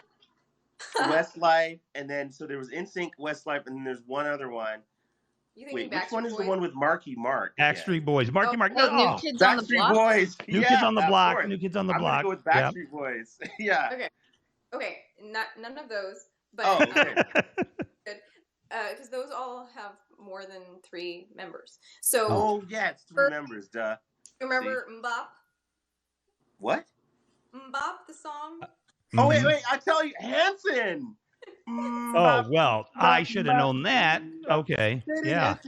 Well, anyway, exactly. Wait a minute. I love that song. I really love that one song. Wait. Now, hold on a second. So, did you guys like Hanson when you were young? What do you think? Everybody likes Hanson. Okay, right. And like, wait, have you worked with him yet, or you know him a little bit, right? I mean, we've hung out like sometimes, but not. I have not gotten to work with them. Okay, because you should work with them. So and they got to be watching, I'm sure. So that would be awesome. And like, wait a minute, I just made that connection of like, wait, you've met Hanson and you liked Hanson growing up. I hadn't made you told me both things, but I hadn't made the connection of that's kind of cool. And it's a little like creepy, right? That I would make a movie about how much we about your crush on Hanson, especially now that your sister kind of knows them, so it's crazy. It's for those of us who don't know, like I don't really know all the little like stuff that happened or the juicy details. So what is it that happened? What happened? Why they were so disillusioned? What, he got a haircut or something? Yeah. What was going? He got a that's haircut. what it was, right? Yeah. Mm-hmm. And that's why it's like this reveal that it's like they're so dramatic and it's amazing. About a haircut. Oh wow! I'm serious. This is look. Just getting to be up here and listen to you talk about your film and then dissecting your life and your musical interest and all of these things that have happened. Like, this is crazy. This is awesome. Like, just getting inside your head as a filmmaker. This is really fun. I mean, it was, it's supposed to be like funny and, like, oh, isn't that silly? But it also was really, a poignant thing moment because to us, and I think that this happens to young people, especially girls, you kind of have a bunch of excitement that happens in your body and you glom onto something. At least that's what happened to us. And and it's like, this is what my life is about and this is my inspiration, and oh my God, they are making their own music and they're so young. Like, we could be like them. They matter even though they're just like 13 and 16, And right. And that was so inspirational. And then they were just their own people doing their own thing with the long hair, and everybody was making fun of them, but we loved them. And so when there was an actual haircut, Taylor cut his hair, and it was like, Taylor. oh Okay. God, what a sellout! I never believed that he could That's do incredible. that. You know, and Yeah, we were really upset. Yeah. but it was William in the What comments is like, did he this sell is out to based the on big actual hair? events? No, Yeah. no, of course not, because we were not born yet when Hanson was super we were famous, much obviously. younger than that. But anyway, Yes, that's right. They but then you weren't realize, born like, yet. of course, it wasn't a sellout. He just cut his hair, you know. But like, Yeah, it's just make everything mean something, and it's Mm-hmm. like, Mm-hmm. oh my God, well, what do we get behind now? Like, what does this mean for our lives and what we believe in? And then we got over it, but over the course of an evening, which over the course, that's funny. So wait, just real talk though. Did they really ever have any more than that one hit? I mean, I don't know if. Yes, I mean they had a bunch of hits around that time, and they have been making music consistently since then. It's just not like they broke at that away level. from their record label like a couple years after they were huge. They did what to their record label? They broke away. They left the label. Yeah. So yeah, they weren't as mainstream as they could have been, but they stuck with their values, which is why we love them. Which they probably didn't want to maybe like you probably didn't want to keep chasing after another MMMBop necessarily. They just wanted to because the thing is like MMMBop to me was such a big hit. Like it's almost like I think it's hard to try to recreate that, and I feel like I just can only imagine that they probably would have had a lot of pressure to recreate that, Right, and I think that they what? I said they're grown up now. I have not. So I yeah, did they a have gig. like collectively. I think they have like 15 kids. Oh my gosh! Wow. I did a gig I don't know when they were huge. When I was back doing audio for bands and stuff, and they were like just that long flowing hair, and like they were just like at their ultimate moment when they were doing those tours, and I can imagine. It's like Leif Garrett to show my age here. When I see him without his gorgeous long locks, I'm like, dude, no. Like, right. Well, that's wow. what happens with idols, and then because they're symbols for something that connects with whoever is loves them, and did they write? It's like a big deal. And that's what we were dealing with, and learning that people are people, and growing up is a thing, and So. Were they writers? Were they singer? Did they write that? Yes, they write all of their songs, and I think that they do have sometimes like someone else, like another co-writer might come in sometimes, but they are just basically the three of them have always played their own instruments and written their own songs, even when they were like 10. And I don't think that there was, I don't know, because you guys, I'm older. But like, I mean, they're really good. I mean, you could tell when I was there.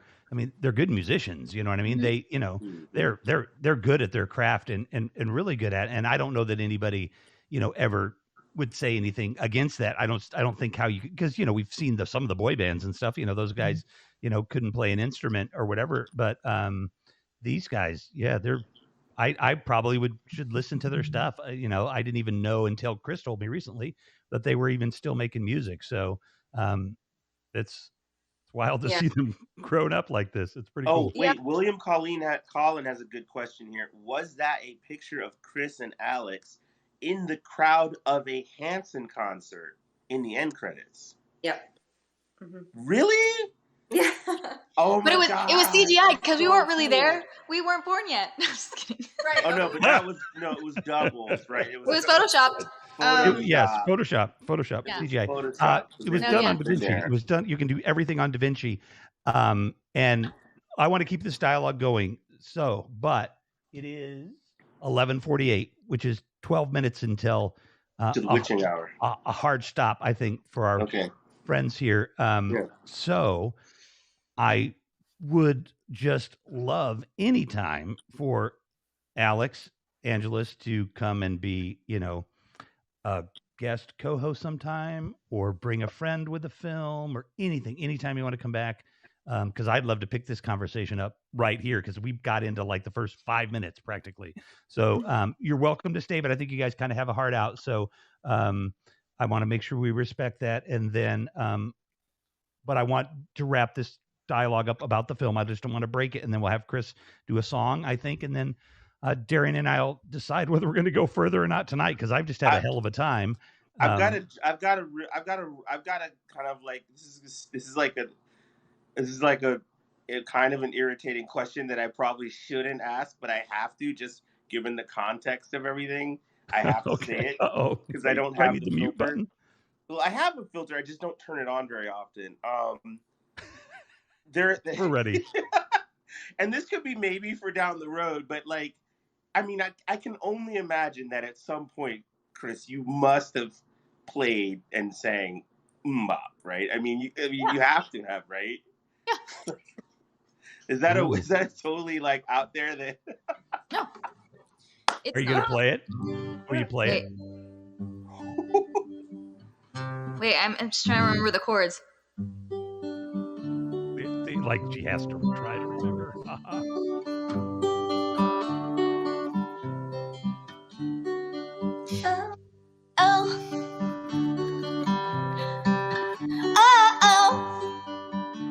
Yeah. And now I'm embarrassed because how does it go? And then a relationship in this life, only one or two will last.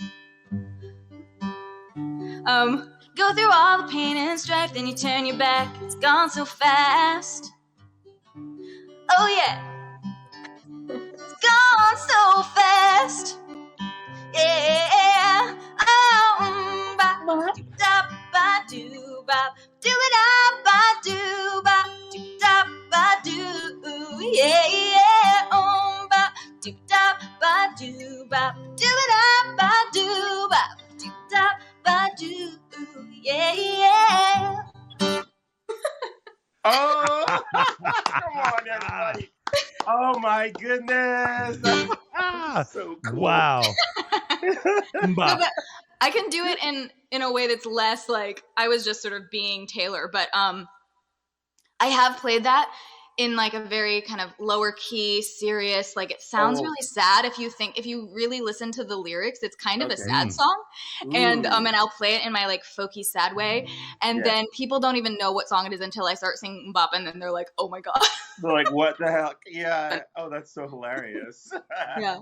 I like that too about making a cover your own. Kind of a one of those quirky little definitions I have of like I'm a musician and I should be able to judge, because I shouldn't. But my definition of what might make a better musician than another, which is taking a cover and owning it for yourself, and that would be the ultimate own right there. I like that one.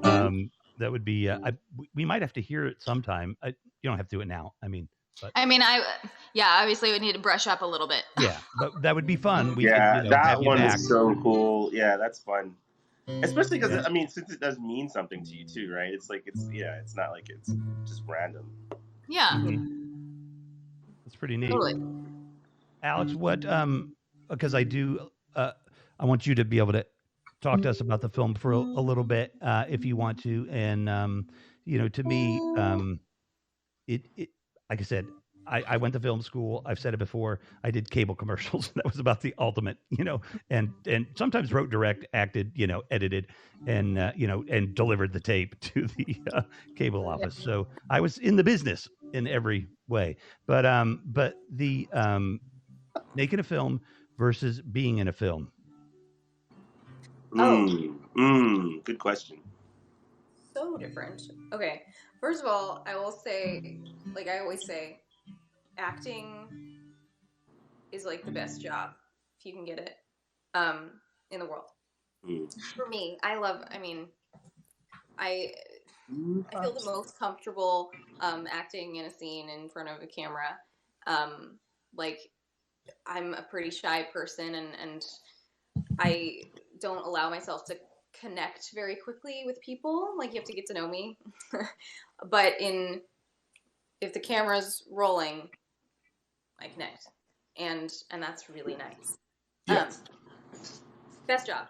So, but it's, you know, it's a multifaceted, and that takes a lot. Oh my god, my cat is making an earthquake. Get out. It's you know, a lot goes into the job, but it's one job.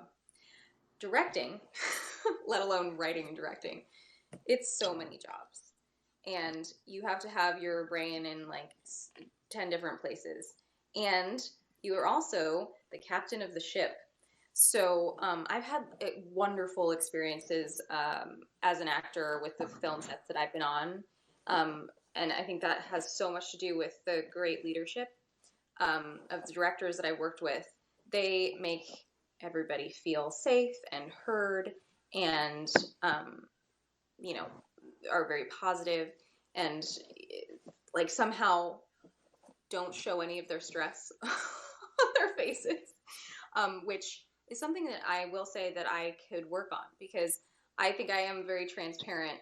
Being an actress, that's, you know, kind of what you work on, is taking down all your barriers and taking down all the walls so that you can express and emote, and that's visible. That is something that I think you want to be vulnerable. You want to be able to like connect with everybody that you're working with, but it's compartmentalized. And I think you look stressed when you're directing. Yeah. Yeah. So we had a friend, Lee Holbrook, who's an amazing photographer. I asked him to snap some behind the scenes shots, and I like there's maybe one or two where I look like cool director, you know, and Yeah. And the other times I'm like, it's just okay. So that I will admit that. But with my actors especially, I just, it became, everything else had to go away. All of the, you know, the lighting that's going on over there, and the art department is asking me questions, and the, you know, the costume that her ring kept falling apart or whatever. All that had to go away, and then you connect with the person in front of you, not just the character you're trying to coax out, but this is a, you know, young girl who is doing something that is really vulnerable and exciting, but like can be scary, and that was like my favorite part, was connecting with them, because, you know, I understand what they're going through and what a special experience it is to play a character. Yeah. So it's something that I really want to do more. Because I love being a part of all of the creative process. So I have a question. Yeah. May I? Yeah. You may. So I know that you've also, as an actor, have worked on some films where you know, discussed with, you know, of course, respectfully and everything, discussed with the director or writer changes that you would like, ideas that you want to make, changes you want to make. And I know you probably didn't really run into that with this film because they were first timers and they're not going to be like, actually, but have you had any experience like that? Or how do you think that you would feel about that part of it? I think as a director.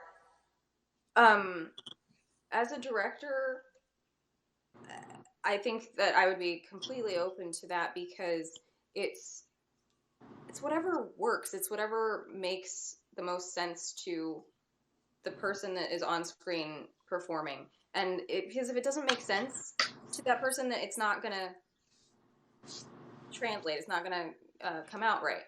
Yep. And, you know, I think as a writer, maybe more of an ego would get involved, and I'd be like, why doesn't that make sense to you? What was wrong with that? but no, like, even then it's like, well, that's what was in my head, and that's the character that I had in my brain. But this character, I mean, that's what happens with movies. It's such a collaboration, and the characters become so much, I mean, the actors bring so much to the character, and they change, you know, you can't have the exact character that you envision. I mean, maybe it happens sometimes and it's magic, but But like most of the time, I think that whatever the actor brings to the character is even better, you know, because they're alive and they're embodying it. So You definitely didn't go to the Michael Bay School of Directing then, I don't think, because there are some directors that'd be like, you know, in German,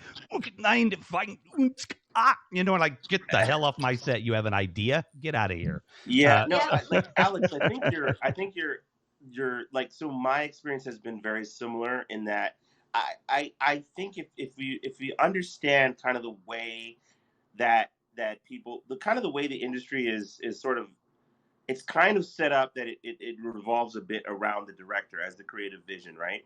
So generally, if somebody brings an idea, they usually, it's not just random. Most of the time, they have thought about that thing. Yeah. Right? Yeah. And so as a director, it's my responsibility to first recognize that this person has probably thought about this thing, because there's a lot of risk that they're taking to put themselves out there and make this suggestion to me. And so I've been fortunate enough that I don't think I've really ever had where somebody's brought me a suggestion that's completely off the wall. You know what I mean? Yeah. And almost always it's been an add to what I'm doing. And so, you know, I would have a problem actually if my script ended up in the end being exactly how I wrote it, because I know that I'm limited as far as like, I'm not somebody else. It's all just me. So the actors come in, I want them to bring themselves. Yeah. Right? So Because much they're work. not me. You know? At the end of the day, like, yes, as a writer and as a director, you try to get into the heads of the characters so you understand the story really fully and everything that connects. But like, nobody's going to get in the character more than the actor playing them.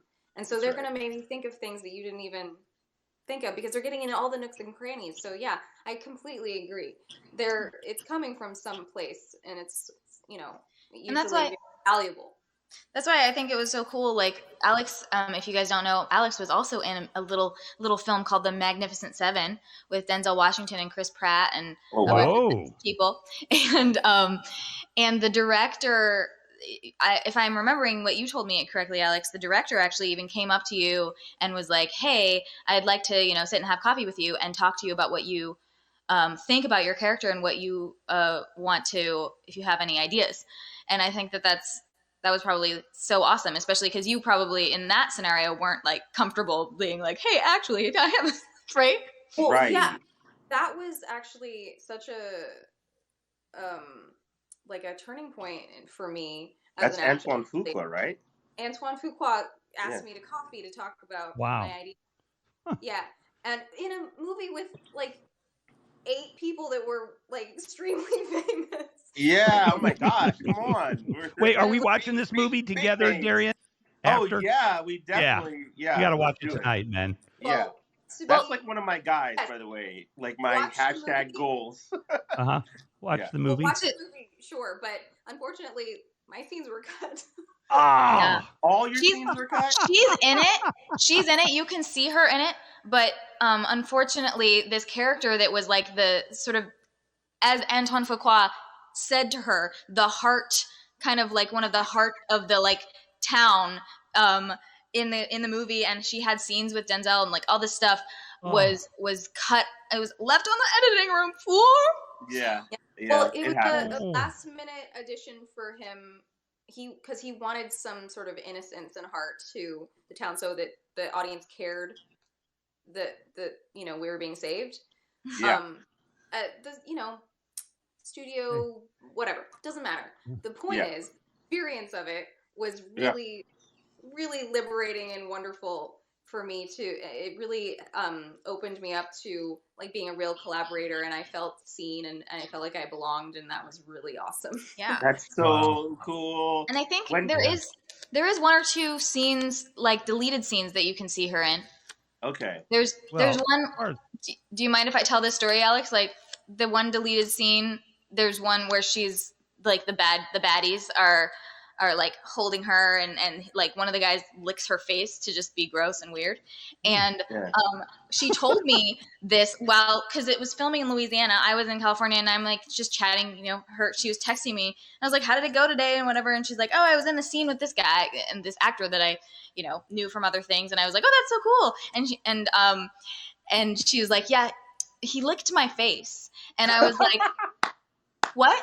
And like I was like, wait, like the actor did? And she's like, yeah. And I was like, well, did you tell someone? That's so inappropriate? Like, I was like, no, it's so inappropriate. You're like, I was like, gonna fight someone. That's awesome. What's this guy's name? Who is he? Come on. Yeah. I want his IMDb. I'm going to pay for the pro membership, and I'm going to get this guy's address, and I'm going to have a little bit of a talk with him because no, it was part of the scene. It was part of the scene. Okay. Oh, and that scene didn't make it into the film? No, it's a deleted scene though. It is a deleted scene. Oh, that's wild. To be fair, like so much didn't make it into like. Wait. Okay, so who licked your face? Just tell us. What? Who licked your face? Cam Gigande.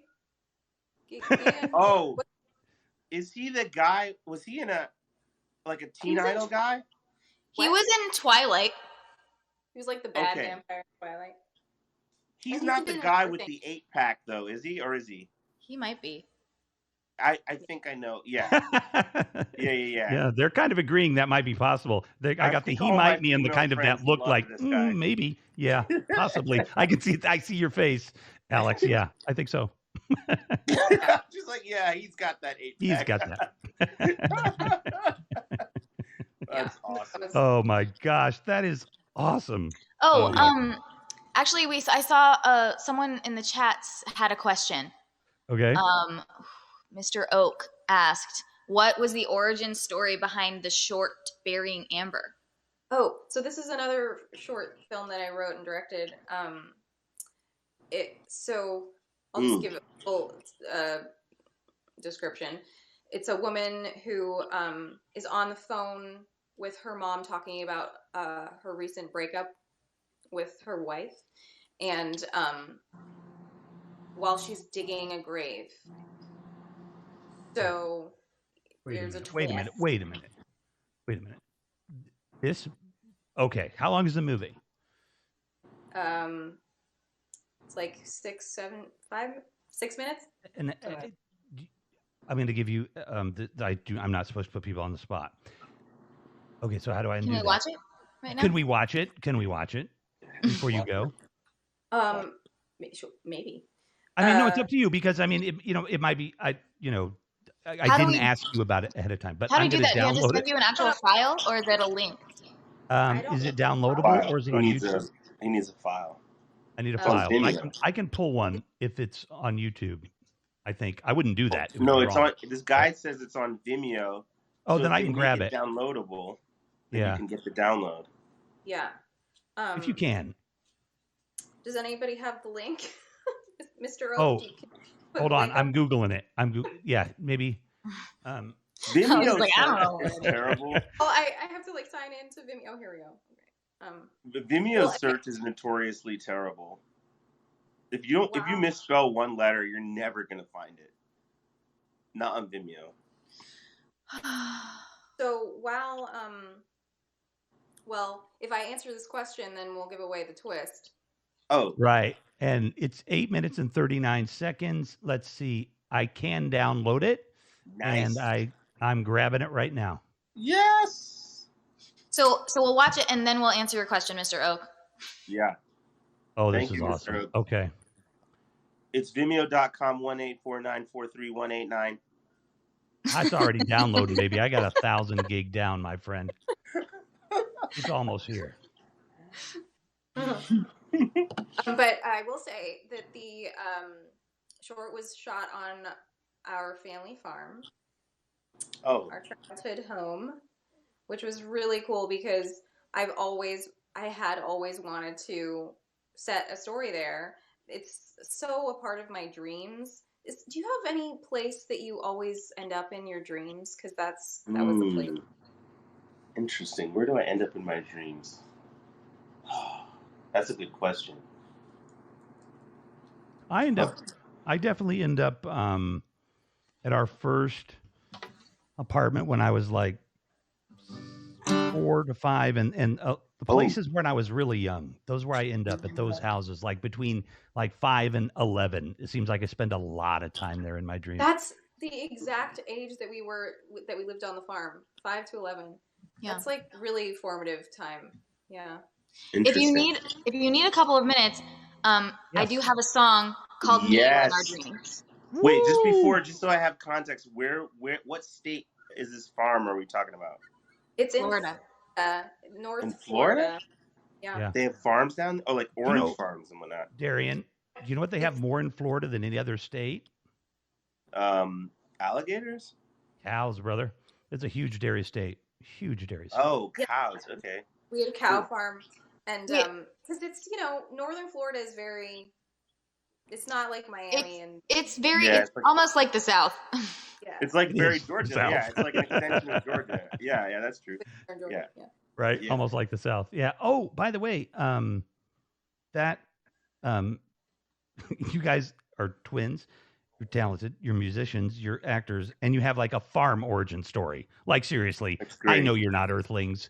This is just too classic, perfect kind of story. I think they beamed down from somewhere, and they have a the message for us. Americana story. That's true. But it is but look, I think there's something to say for that kind of upbringing, where I'm actually pretty fortunate because I grew up in Georgia, and I had like not a farm, but I was like in Decatur, and we had a big enough yard that I could play in the backyard and climb trees and stuff, Mm-hmm. And there's something about that just doesn't seem like it happens as much anymore.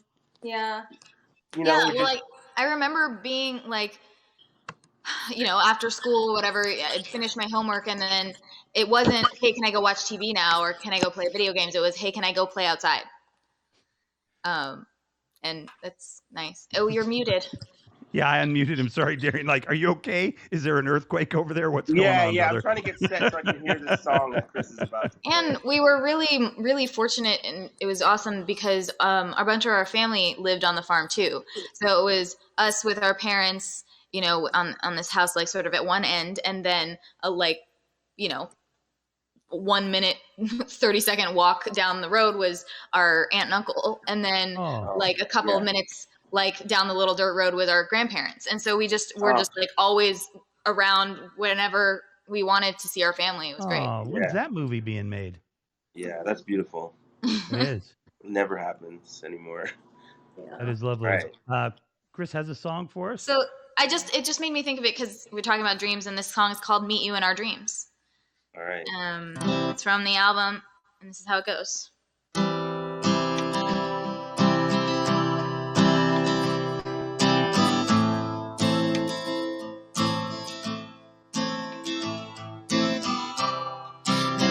When I'm dreaming, always sure that I'm awake. Then I'm running in slow motion through a river of mistakes. I'm reaching blindly, feels like I'm holding on to something. No hands are steady as it seems. Oh, I can't be with you when the lights go out. But tell me where to meet you in our dreams. And I'll fall to the edge, you go silent. But I can feel you there. It's all anticipation. Stars dripping from your hair. I'm reaching blindly. Feels like I'm holding on to something. No hands are steady as it seems. Oh, I can't be with you when the lights go out. But tell me where to meet you in our dreams. And and I'll fall. I'll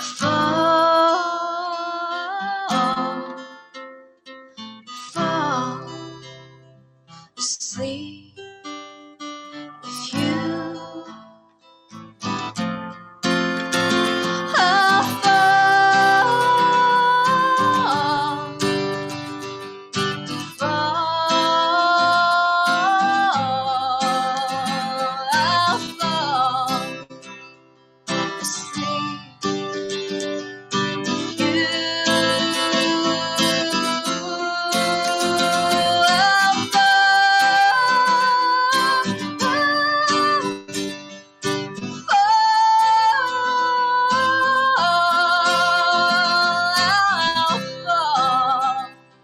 asleep with you.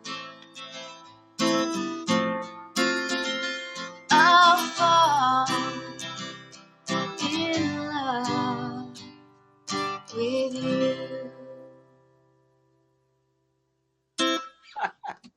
Yes. Awesome.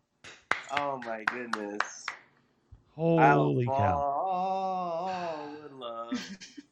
Like, with I mean, you. do you know that you're amazing, Chris, and I really like you a lot, but do you use that song like on the third date, or when did you use that song? Because I mean, I'm in at that point, so you Right. could get That's it in the the drop first the pants 15 song. minutes, and You I'm know, there. I have found that if there's someone I like out there in the world and we're chatting and stuff, if it's the sooner that I can get them to like a show of mine or I can sing for them, the sooner they're into me. So, Oh yeah. not particularly that song yet because I wrote it during COVID. So,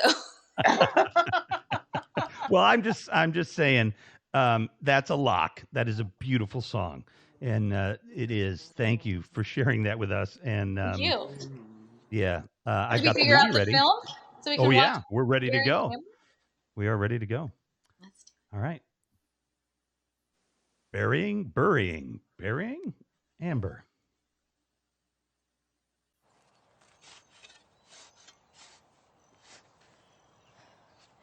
Ex-wife.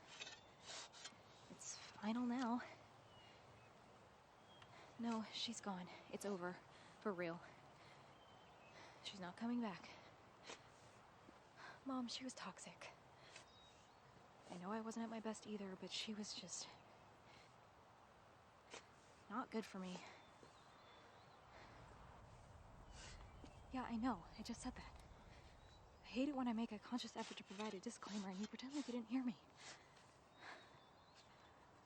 Thank you.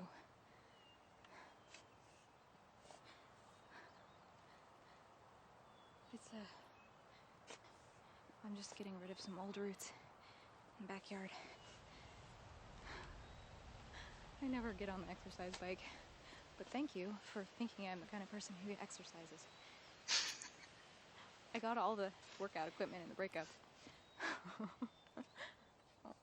Yeah, you can have it. I'll bring it over one weekend.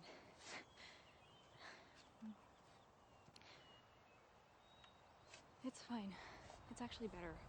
Really, I didn't want to stay there. Now I can really spend some time fixing up Papa's farm. Yeah, there's a lot of work to be done. Also, my neighbors don't know me as a screaming, yelling psychopath. It's getting embarrassing. It's nice to be isolated. My neighbors are just down the road.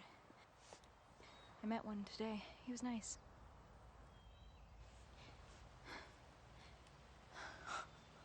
If I get murdered, I get murdered. It's fine.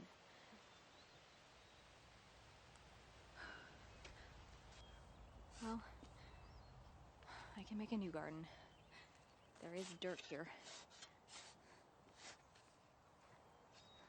She can enjoy the flowers, although she'll probably just let them die.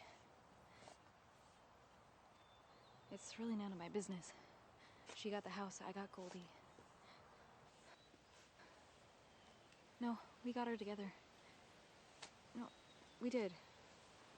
Trust me, Remember we were looking at the shelter website when we were there for Thanksgiving? Yeah, the year Nana died. We had the whole conversation. Amber said she wanted to adopt an older dog, and you said we thought you wanted to get a puppy, but I agreed with her because the older dogs have a harder time getting rescued. Everyone wants puppies. You don't remember this? Well, trust me, we got her together. Yeah, that makes sense. No, I mean, yeah, that's probably why they call it puppy love. What are you saying? Like, for my relationship? That doesn't even make sense. It doesn't apply to my life with my dog because we purposely got an older dog and not a puppy. Are you... What? No, I'm just saying, maybe that's a sign that we don't rush into things. Maybe we're not the kind of people that do that. No! Don't insult me like that. I thought you wanted us to stay together. Well, if we're just puppies... Mom, I don't have time to talk this in circles right now. No, I'm sorry for yelling.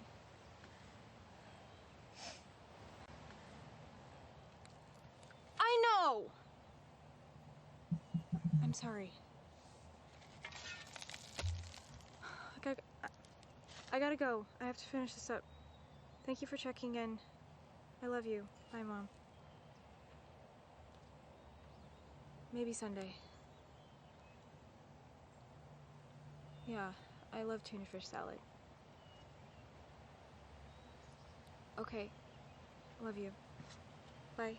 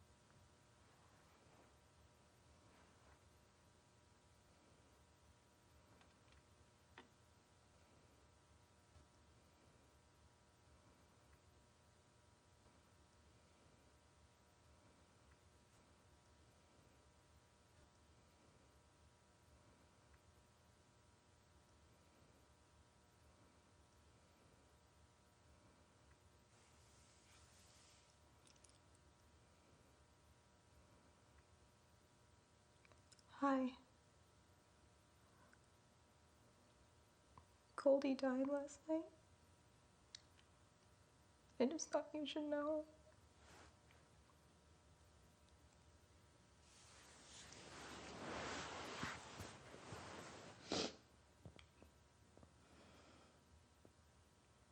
I love you too.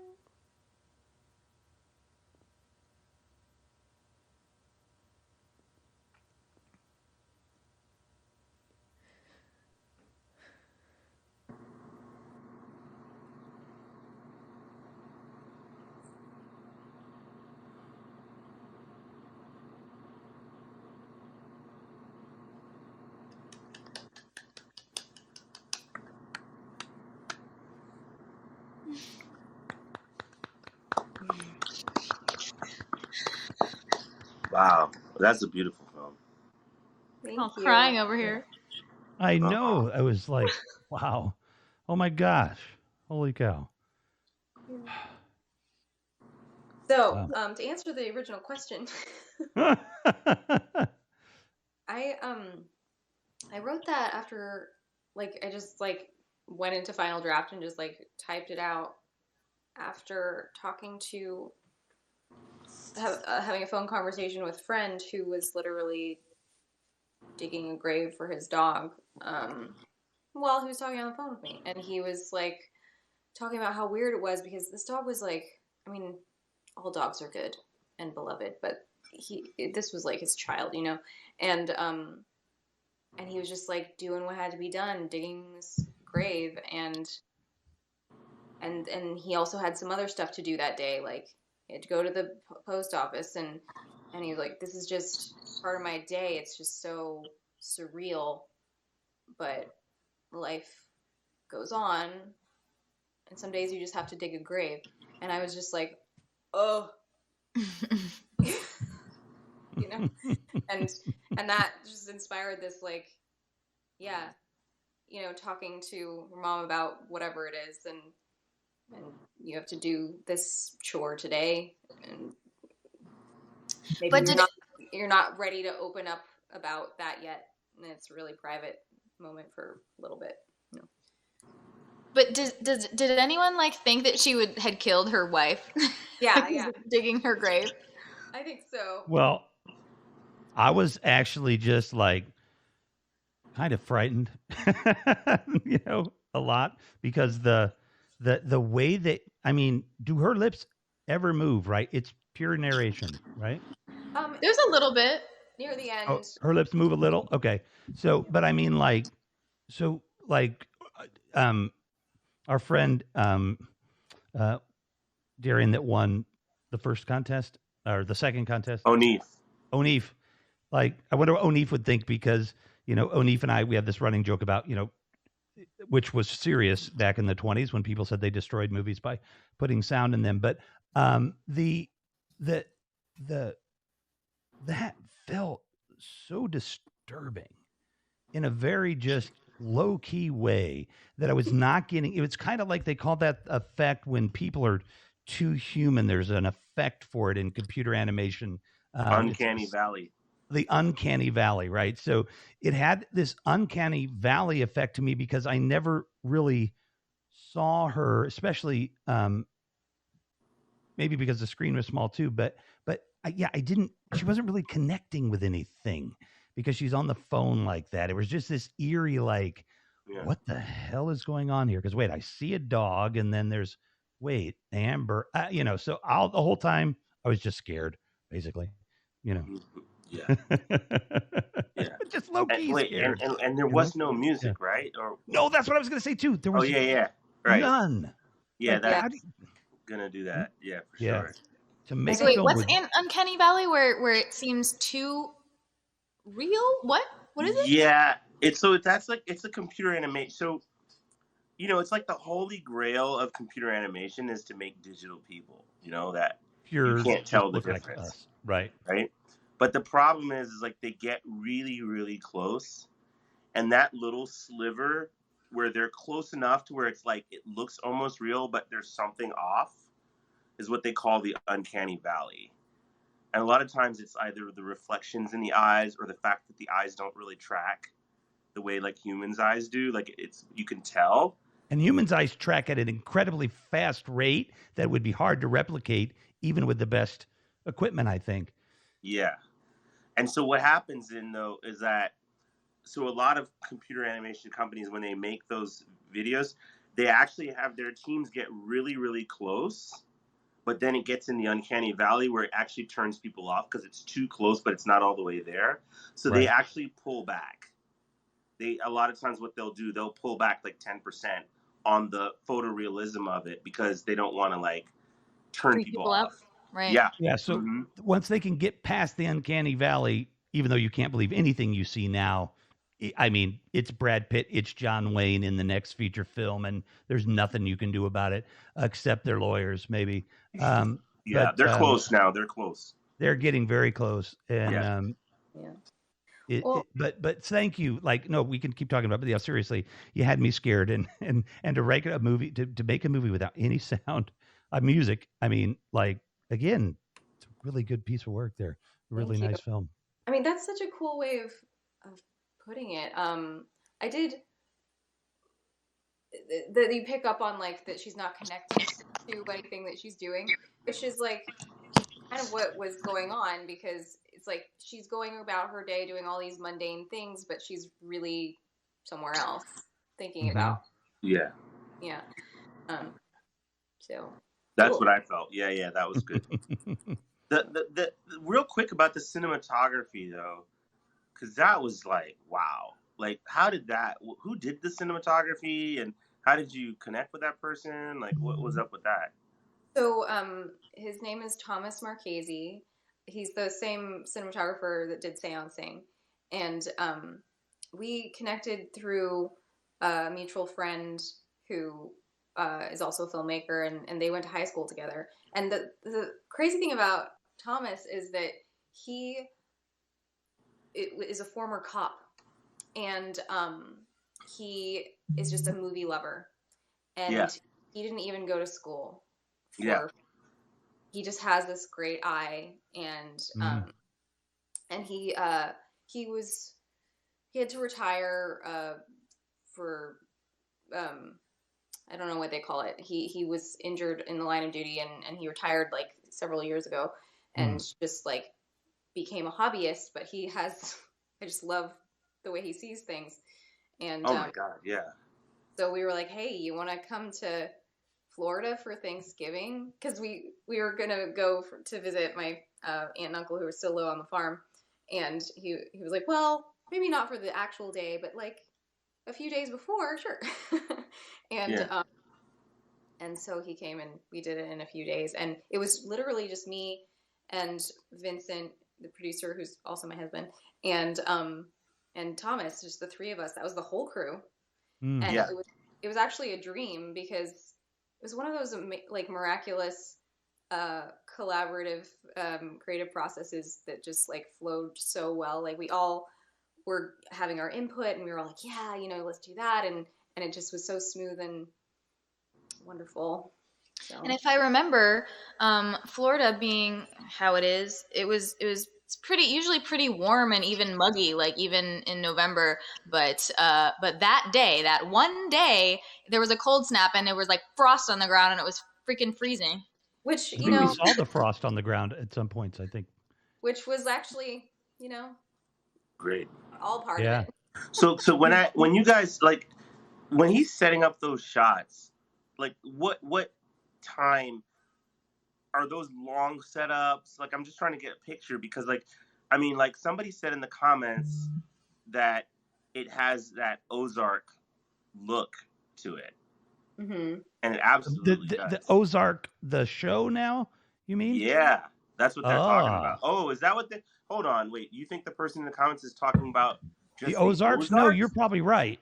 Right. Reminds me of the mood in Ozarks. No, it's the show. Yeah, the show, right? But the show, the cinematography in that show, definitely I can see the connection, and so I'm just curious, like, did you have to rush to set things up? Did you do that really fast, or was it more of a pacing where there's just enough time to get it just right? We seem to have just enough time, but also he's just really great about using natural light, and where we have to be, this is where we have to shoot it from. If we want the light to shine this way, and like, okay, the sun's going to be this height at this time, and just like, he has such an instinct.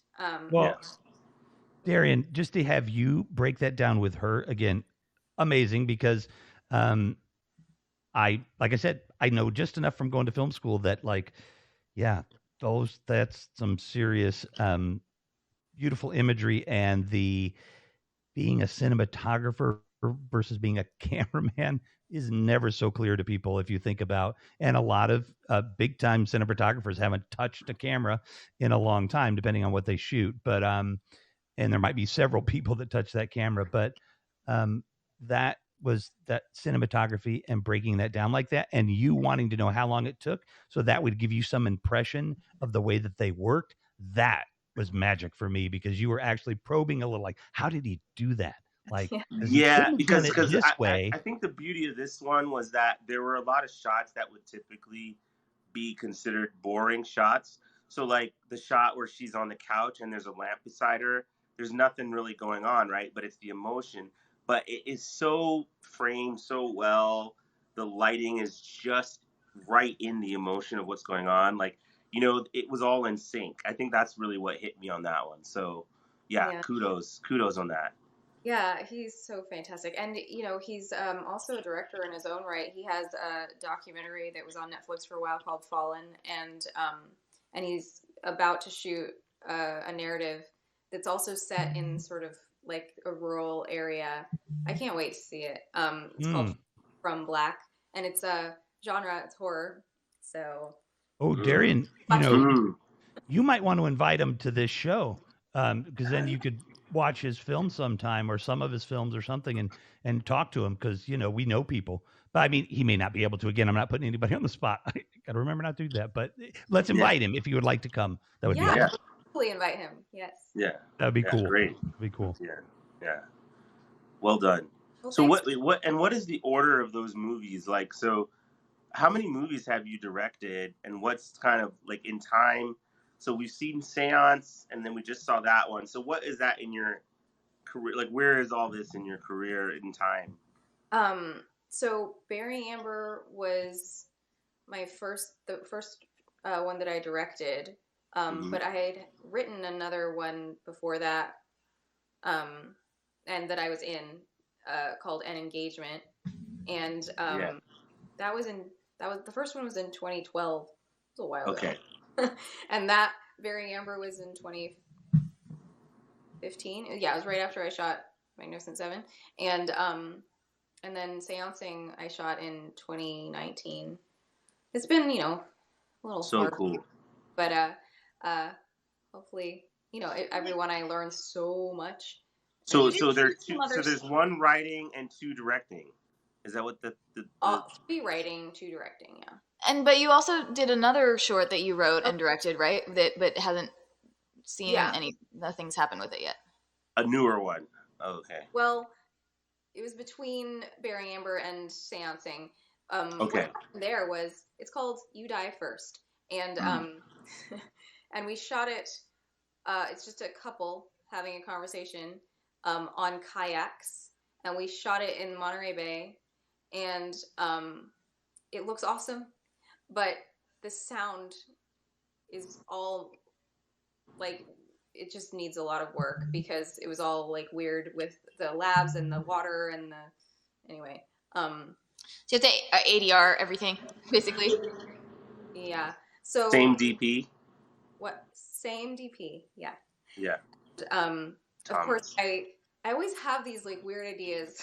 Like, yeah, let's do this, except let's film it in Florida, or let's film it on the ocean. And, here I'm over here with just like the anecdotes of the day. Like, they filmed this beautiful movie, which I'm still excited to see someday, on these kayaks in Monterey Bay. Literally, like 2 days before that thing that was in the news where a guy was on a kayak in Monterey Bay, exactly where they were, and the shark like came and like chomped his kayak. Whoa. Yeah. That's intense. What happened was there was a great white, and you know, great whites, they attack by just like going straight up. Right. They just use their nose and just go. Yeah. And so the guy actually his kayak and himself flew into the air and went separate directions, and thank God, the shark went for the kayak, and the guy swam away. Oh my gosh, that's crazy. But how do you get away? Like, you're in the middle of the ocean. Like, you're in the water. Like, where do you get away to? Swim to shore. He was in the bay. How do you get away from a shark? Like, I don't understand that. Well, it was eating the kayak over there. Oh yeah, it's over there like. It's like, Nom, nom, and it's nom, embarrassed nom, nom, nom. now. Like, it's totally embarrassed. It's not going to go after the guy now. It's like, oh, like really, shark? You suck. So, You know, like, see what's best too case embarrassed. scenario for that guy, because now he has like the best story ever for like any first date, and no one will believe him. But Yeah, but Chris he doesn't have that song. Yeah, this is the guy who like tattoos like bite marks on his leg before his date, so that he can be like, and this is where it like got me. This is when I got attacked by a shark. Yeah, but then I grabbed my guitar and I played the song that I wrote in middle school, and the shark got mesmerized and just laughed. Ooh. Well, that's like that story. I didn't think you lived in California, man. That's like that story about that guy who was hiking or something, and this bear came and like pushed him into the river, and he like this bear was trying to like drown him, and he finally like was able to like sort of get up out of the water. This is the story that he told anyway, and his friend was there, so like saying this is what happened. That he kind of was able to get his head out of the water and like looked into the bear's eyes and was like, "You don't have to do this." And the bear like left. And he was just like, "Oh." He like therapies the bear. He like shamed the bear. Yeah, you don't have to do this, You man. could be a vegan, man. You could be a vegan. He's like, "I was just having a bad day. You're right. I'll go." You don't have to do this, man. I mean, what would you? You don't need bear spray. Just All these societal definitions that we just get boxed into. The bear's like, yeah. You're right. Oh. Anyway. Alex, I'm sorry it's so late. You have stuff in the morning, right? You have to go. I It's been- didn't Yeah, go you guys either. are past I your- did not persuade anybody. I'm not We're responsible. past the Cinderella hour, aren't we? Like, isn't it? But Yeah. thank you guys so much for watching my 2 films. And Thank you for letting us. Wait, how is there a? Oh, that's just IMDb. I was like, there's no link to the video of You Die First. oh yeah, We but didn't tell you? No. it will eventually see the light of day. It will. That's awesome. That'll be great. So wait a minute. Just quickly, what is the category of that film? It's a what kind of film is it? It's what is it, Chris? I mean, I've never seen it. No, I have not. Oh, okay. It's not horror, and it's not comedy. Huh. It's like an indie drama, I guess. But it's Oh, an very indie drama? Okay. It's a conversation that a husband and wife have about who should die first. On a kayak. Yeah, eventually. Well, I like, can't. Oh. At the end of their lives, not on a kayak. Like when Oh, they're that's just what the conversation's about. Yeah. No, they're in kayaks when they're having the conversation. Right. Yeah. Right. They're not And playing thankfully, just like who in would you real want to life, die first? You want me to be around so you can say goodbye, or do you want to like say goodbye to me and die alone? It's dark, but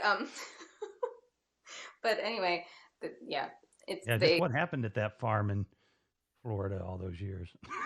I feel like you said that the attack happened after you filmed there, though, right? Yeah. The shark Like, attack, yeah. Yeah. But can you feel imagine? I don't want to make you feel totally responsible. I feel like maybe the shark that was instigated. They're like, I got you. Oh, you primed it. You primed the spot. Yeah, you for primed the it. shark. And that You know how poor you're in that victim, situation and sir, you're like- that poor victim floated by and paid the price. I see where you're going, Darian. Yeah. Yeah, You're- you're going to turn that into a script. I know it. You know, when you meet your boss and you like that thing you feel like you should have said, you know, and you wait a day and then you're like, oh, whoa, here's my opportunity, and this poor guy kayaking by himself. Yeah. The shark's like, damn it, I got him this time. Yeah, here we go. Oh my goodness. Wow. Yeah. Did we? She's got to did go to we- bed. We didn't promise a song, right? We've had all our songs. I mean, I'm okay to play one more song if anyone still wants to hear one. Well, But I do. but I don't So, I want to mean- keep you, Alex. Okay, I'm gonna. Yeah, Alex could go if she wants. And thank you again. Have a good night, everybody. Alex, thanks. That was awesome watching your stuff. Really, Yeah, great. and Alex, thank you for just being there, letting us experience that with you. It was really fun and special. Appreciate it, and it's nice to meet you. You too. I'll be back. All right. I should go at some point too, because I'm just in the process of basically personally emailing anyone who's ever supported my music to be like, hi, would you like to buy my album? Are you my mother? No. Are you my daddy? Yeah. So, do you want me to play one more song? Because I don't have to. Are you taking requests? Sure. Ooh, yeah. Because I just really want that one song. And then I think the other guy wants it too. The one who was texting earlier about the going away and coming back to you. Oh, yeah. I got to get back to you. Hold on. Let me see if that guy is still there. Hey, guy, if you're still there, can you text if that's the one that you were saying you wanted to hear? That I want to get back to you. Yeah, that's the one. Okay.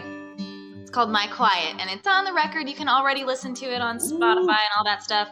And just to give my little spiel again, thank you, William, for putting that link there. That's where you can pre-order the album. It's apparently only $4 on iTunes, so you can get it there, and you get 2 songs right away when you get it there, and it helps with the charts. And you can also get it on my website and Bandcamp and Amazon, and when you get multiple copies, it does help with the charts, and it can get you some rewards. So check that all out at that link, this guy's pre-order link. And what was my point? Oh yes, and if you are able to pre-order or not, please do pre-save, which is if you click on the little box that says Spotify, because that's free and easy, and it does make a really big difference for when the album comes out for Spotify to be like, ooh, we should show this to more people. And everybody should go to the show, and they can go to the show if they buy 2 copies, and then they get yeah. Like if you want, okay, so there's going to be a full band show. My sister is going to be singing harmonies with me. There's going to be a full band. It's a live stream on Friday. And if you want to support and come to that show, you can either do the 5 pre-order bundle where you get a CD, a handwritten thank you card, and ticket to the show, or you can just do 2 to get the ticket. But just so you know that those 2, if you do that option, won't count towards any of the other bundles until you get 5. You know what I mean? Like if you get 2 and you want the ticket, you won't get the CD if you get 3. Right. But if you get what? Get 5. But yeah, you should take it 5. It's $25. Really, it's actually a better deal because I already added it on. Like you'll be getting the signed CD, which is usually would sell for like $10. You get the handwritten note, which like is like a special thing that usually people have to be like a patron to get, and you get the ticket for cheaper than it costs to buy it on the website. So that's a good deal. $25 for a signed CD, a thank you card, and a show ticket, and you don't even have to leave your house and buy booze and pay for parking. So I'm just saying. All right. Well, this is My Quiet, right? Yeah, I believe we are at, what's the number? They're asking what the total is right now. Yeah, awesome. 13, awesome. Yeah, 1356. And we're trying to get to 2,000. So we have our work cut out for us. By us, I mean me. Or if you all want to help me be my street team, just go around and tell anyone and everyone to pre-order my album. All right. You're my quiet in a crowded room. The storm that's rolling off my shoes. Minor chord in a hopeful tune. The dust that settles, a sweet perfume. I'm just trying to get back to you. You're my flower on the interstate, an easy shot that ricocheted. I'll walk away, but I'll walk slow. If I'm honest, I know where to go. I'm just trying to get back to you.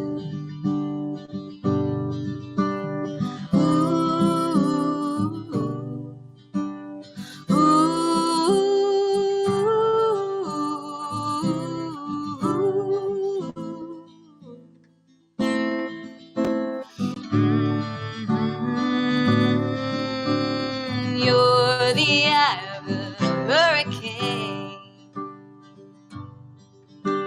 a blindfold shot with perfect aim, golden hour before the dark, an open heart that left a scar.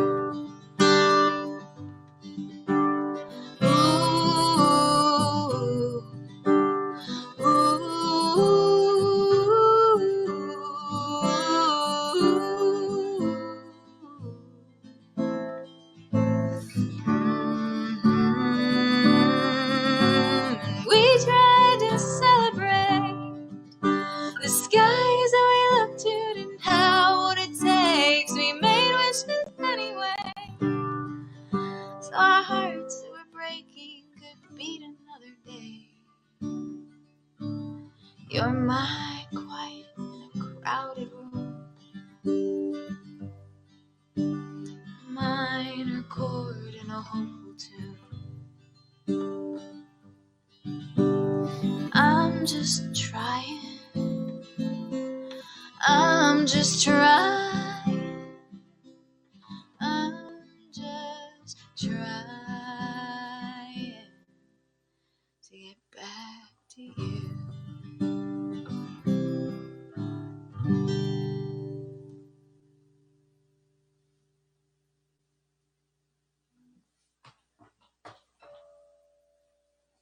Oh my goodness. Wow. Yes. That's what's up. It is what's up. And I feel like I've been on like this musical journey for the past couple of weeks, hanging out with where's Darian? There he is, with Chris and all of the folks. I want to make sure too, because I haven't had a chance to do this. I want to thank all of Chris's fans, supporters, friends that are just working, so hard to support her and Yeah, thank sharing you. her with everybody, because I know that you're doing it, because I know Darian's doing it and I'm doing it, and anybody that meets Chris wants to spread the word. So I really, really, really, again, this is me talking, really, really, really think that somebody's out there that we can talk to, that we can do some kind of tour with this beautiful human being here. It'd be great to tour with people, obviously. And if anybody's out there, get in touch. But, I think some kind of small tour, at least we could find somebody like a business or a guitar company or something. This is all just me saying it, but listen, folks, put it out there. If this is, you would have to want it, Chris. I'm not saying you would want to do it, but I'm just saying that I am perfectly willing to do what I can to, to try to put some kind of tour together. Well, thank you. Yeah, I definitely want a tour, so. Okay. Yeah. Good. I mean, I could wipe down the guitars and stuff. You just want to go on the road. Yeah. Yeah. All right. You're the guitar wiper. They have. I'd be like, wait a minute. There's a fingerprint on the neck of that guitar. Yeah. You're like, Here we go. I polish the guitar. I don't carry them though. I have to get a different. No, that's a different guitar roadie. carrier. No, yeah, that's a different roadie.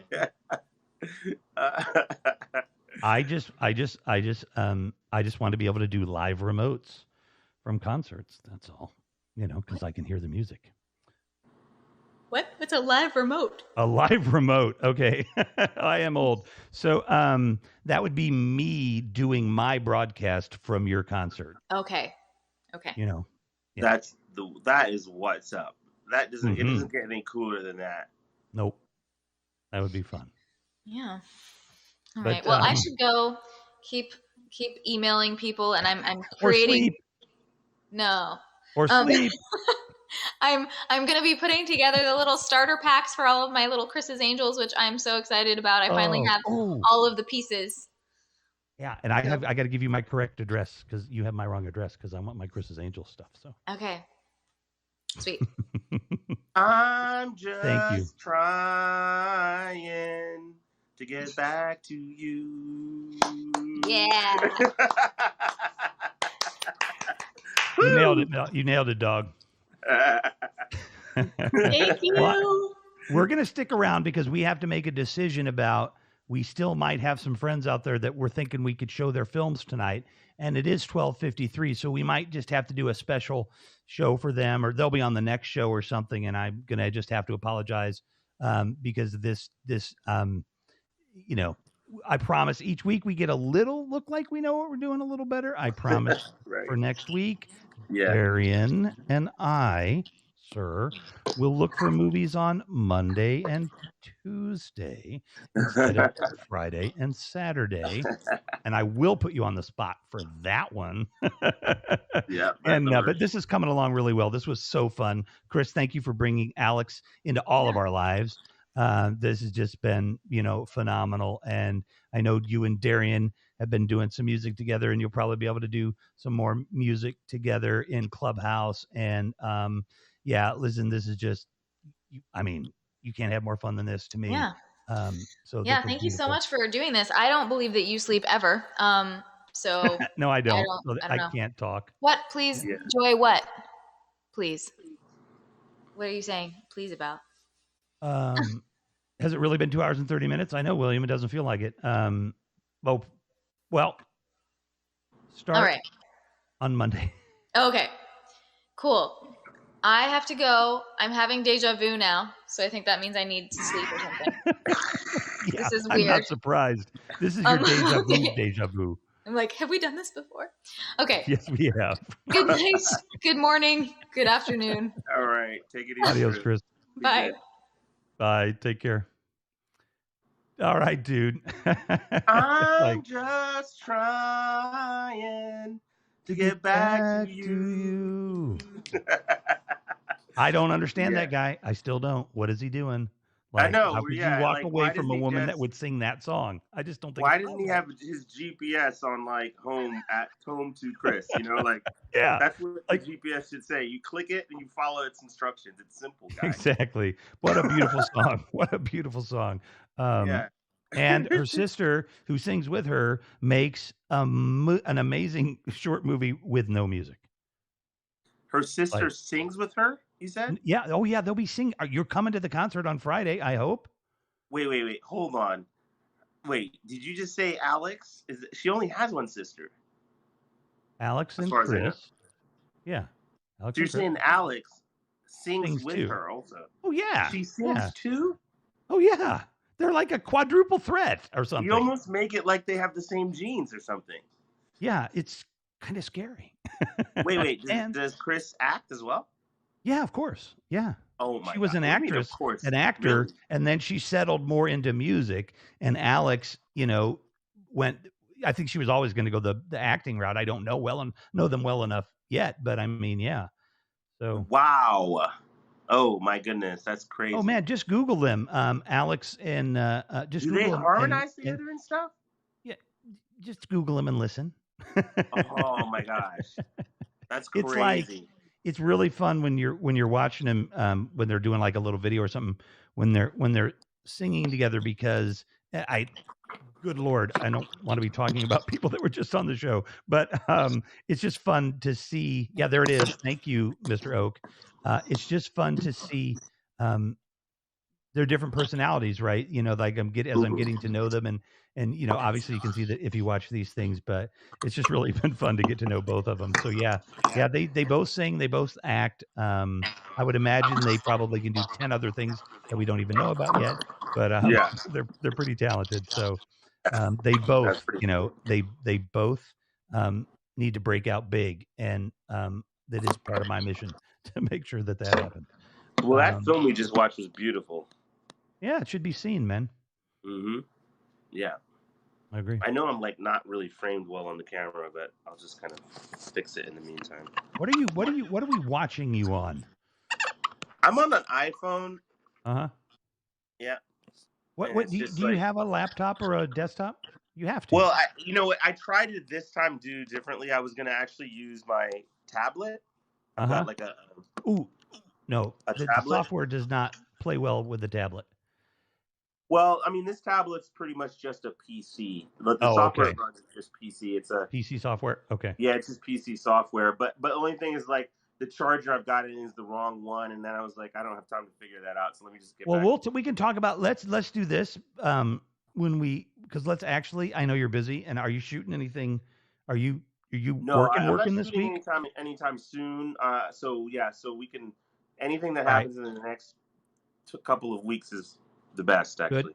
Okay, well let's try to have like a production meeting like Monday. I'll talk to you tomorrow or something. Okay. And we'll nail a couple of things down because I really want to get your audio and video squared away so you're not having to mess with it all the time.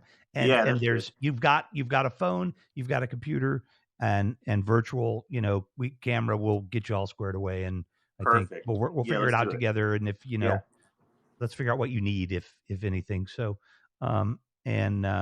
because I'm just trying to get back to you. Chris and Alix. Oh yeah, Rachel and Jenny Markham on Rake. They've done a couple other things I think together too. But yes, let's talk quickly about our friends. Is there anybody? I don't even know if they're in the audience, honestly. So I don't know. I mean, it's been a while. I know I feel bad. Trying to get on, but I didn't. It's hard for me because I'm on the phone with this. Yeah. So it's hard for me to do any follow-ups to any like messaging. So I guess you sent them some kind of links and all that, right? Or anything? I did, and Natasha was here. Oh yeah, and she did though. Yeah, she did. She's busy and stuff. But anyway, if you talk to them, because you'll probably talk to them before I do, I'll try and apologize on here. Just let them know they can come back next week, and we'll sound check them through. Like they're gonna. Yeah, to get them all set up. Hold and of me. If we do that, Apple might actually then be better. So then it could be maybe that we have Apple and Amr, because that was the writer, director, and then the actor. That'd be good. Yeah. Have them together, and then Natasha could probably come on. And would you reach back out to them and let them know? We'll plan it. Yeah. Yeah. I'll do Thanks, that. man. Yeah. Okay. All right. Well, then I think we can probably jump. It's been 2 hours 36 minutes, but I mean, look, I couldn't have asked for a better show. If people out there liked it, woohoo, yeehaw! I think you probably did, but I just had a goddamn fucking good time right there. Yeah, this is great. Yeah, dude, you don't know what I mean, I know I thanked Chris and I said, but I just don't. You know how when you thank somebody and you don't feel like you are getting through the level of thanks that you really mean, Yeah, I mean, right. I just want to give some context. So I met Chris on your show last week Saturday, right? Then you connected us, and you were like, "Oh, she probably would love the opportunity to play for more people, on Clubhouse and things like that." So I reached out to her. We planned it. We set it up, and that was this Friday. We did a session with her playing. You were there. Yep, you were there. And then, but today, to have her play at the beginning of our award ceremony, it for me was just so surreal, because it's like, this is not something where I think like, oh, this award ceremony, I put a lot of work into it, because I with the Google forms and getting everything organized. We had sponsors, we had the gifts, we had all that stuff going on. But when you have a musical guest, it makes you feel like it's the Oscars now. You know what I mean? I know. It's the Golden Globes. I think we need a house band. Deal. Yeah, and I feel like the filmmakers felt that. Everybody, because that young lady, she came on your show, Lori, and she said, "Wow, and there was this lady who was singing, and she sounded so good." And it was Chris that she was talking about. But that's the thing; it makes it more memorable, right, of an experience. Exactly. And that's what I want, Chris. Like, I know she's not here, but I mean, that's the kind of effect that she had. So that's the kind of feeling that I'm really grateful to her for making everybody feel super special by playing her music at our award ceremony today. Well, I think that's beautiful, and I know that you are appreciated in many of the same ways by Chris. I am most certain because she I think, like I said, I don't like to speak for people, but she had a very good time playing out, at Clubhouse on both occasions. That's great. Yeah, that's great. And yeah, it was just really nice of you to put that together for her. But it's not hard to do because you want to, because she's such a beautiful singer. Oh, of course. Yeah. And like, she's just a good spirit, like her person. Yeah. Like, it's not just the singing, it's like the talent, but then there's the personality. And like, you remember when she was on there and she's like she's pinging people onto the stage. Like, she's got her guitar, she's got her mic, she's doing whatever. And then on top of that, she's pinging people onto the stage, Yeah. Come on. And hi, Chris, if you're still watching while you're emailing people, I don't know. So she could still be watching, so she's hearing all of it, which is great. Oh, that's fine. Dude, that was just fantastic, and thank you for letting me be a part of your award ceremony today, man. That was a big honor. I really liked being there, and I'd like to be there sometime where I could actually, give some feedback or something. You know what I mean? And maybe someday be a judge or something. That would be fun instead of pitching my show. So, well, if you could be a judge on the next one, that would be great, because I've got the ballots down a little better now, and it's really like I'm getting to be a Google Form sort of like mini guru, where cool. So we had the audience ballot this time, which was so well streamlined me to see the results right away, and then people's comments down at the bottom, and on the judges' ballots, it also like organized all the comments under each film, so the filmmakers could go and they could see, comment, and read them and say, okay, this is like, so yeah, I would love for you to be in that. That'd be great, man. That would be, yeah, I'd love to. I'd be honored, because seriously, let's end this, because you and I will probably talk for 10 more minutes, and let's let these folks go home, and and thank everybody. Kizzy, I love you. I hope you've been here a while, but if not, I will catch up with you soon. Kizzy, it's nice to see you. Hey, Kizzy. And everybody that was here tonight, and especially William and Mr. Oak, who help out with letting us know what's, with Chris's links and those kind of things. They were great. Appreciate it all. Darian. And they have acted together. I need to screenshot this before you close down. He says, and they have acted together. One, Chris and Alix co-star as Rachel and Ginny Markham on Rake on YouTube. Totally about to go watch that right now. Those comments stay here too. You can just click on it. When I end the show, they'll still be there. Oh, fantastic. Okay. All right, everybody. Listen, thank you very much. Bye, I need a producer. I saw it's like Rev needs a producer in production meetings or something. Thank you, Joy. We will be having one on Monday. You can be a part of it if you would like. And dude, thank you. Likewise. Well, stick around for a second. And thanks, everybody. Appreciate you watching. Peace be with you, and namaste.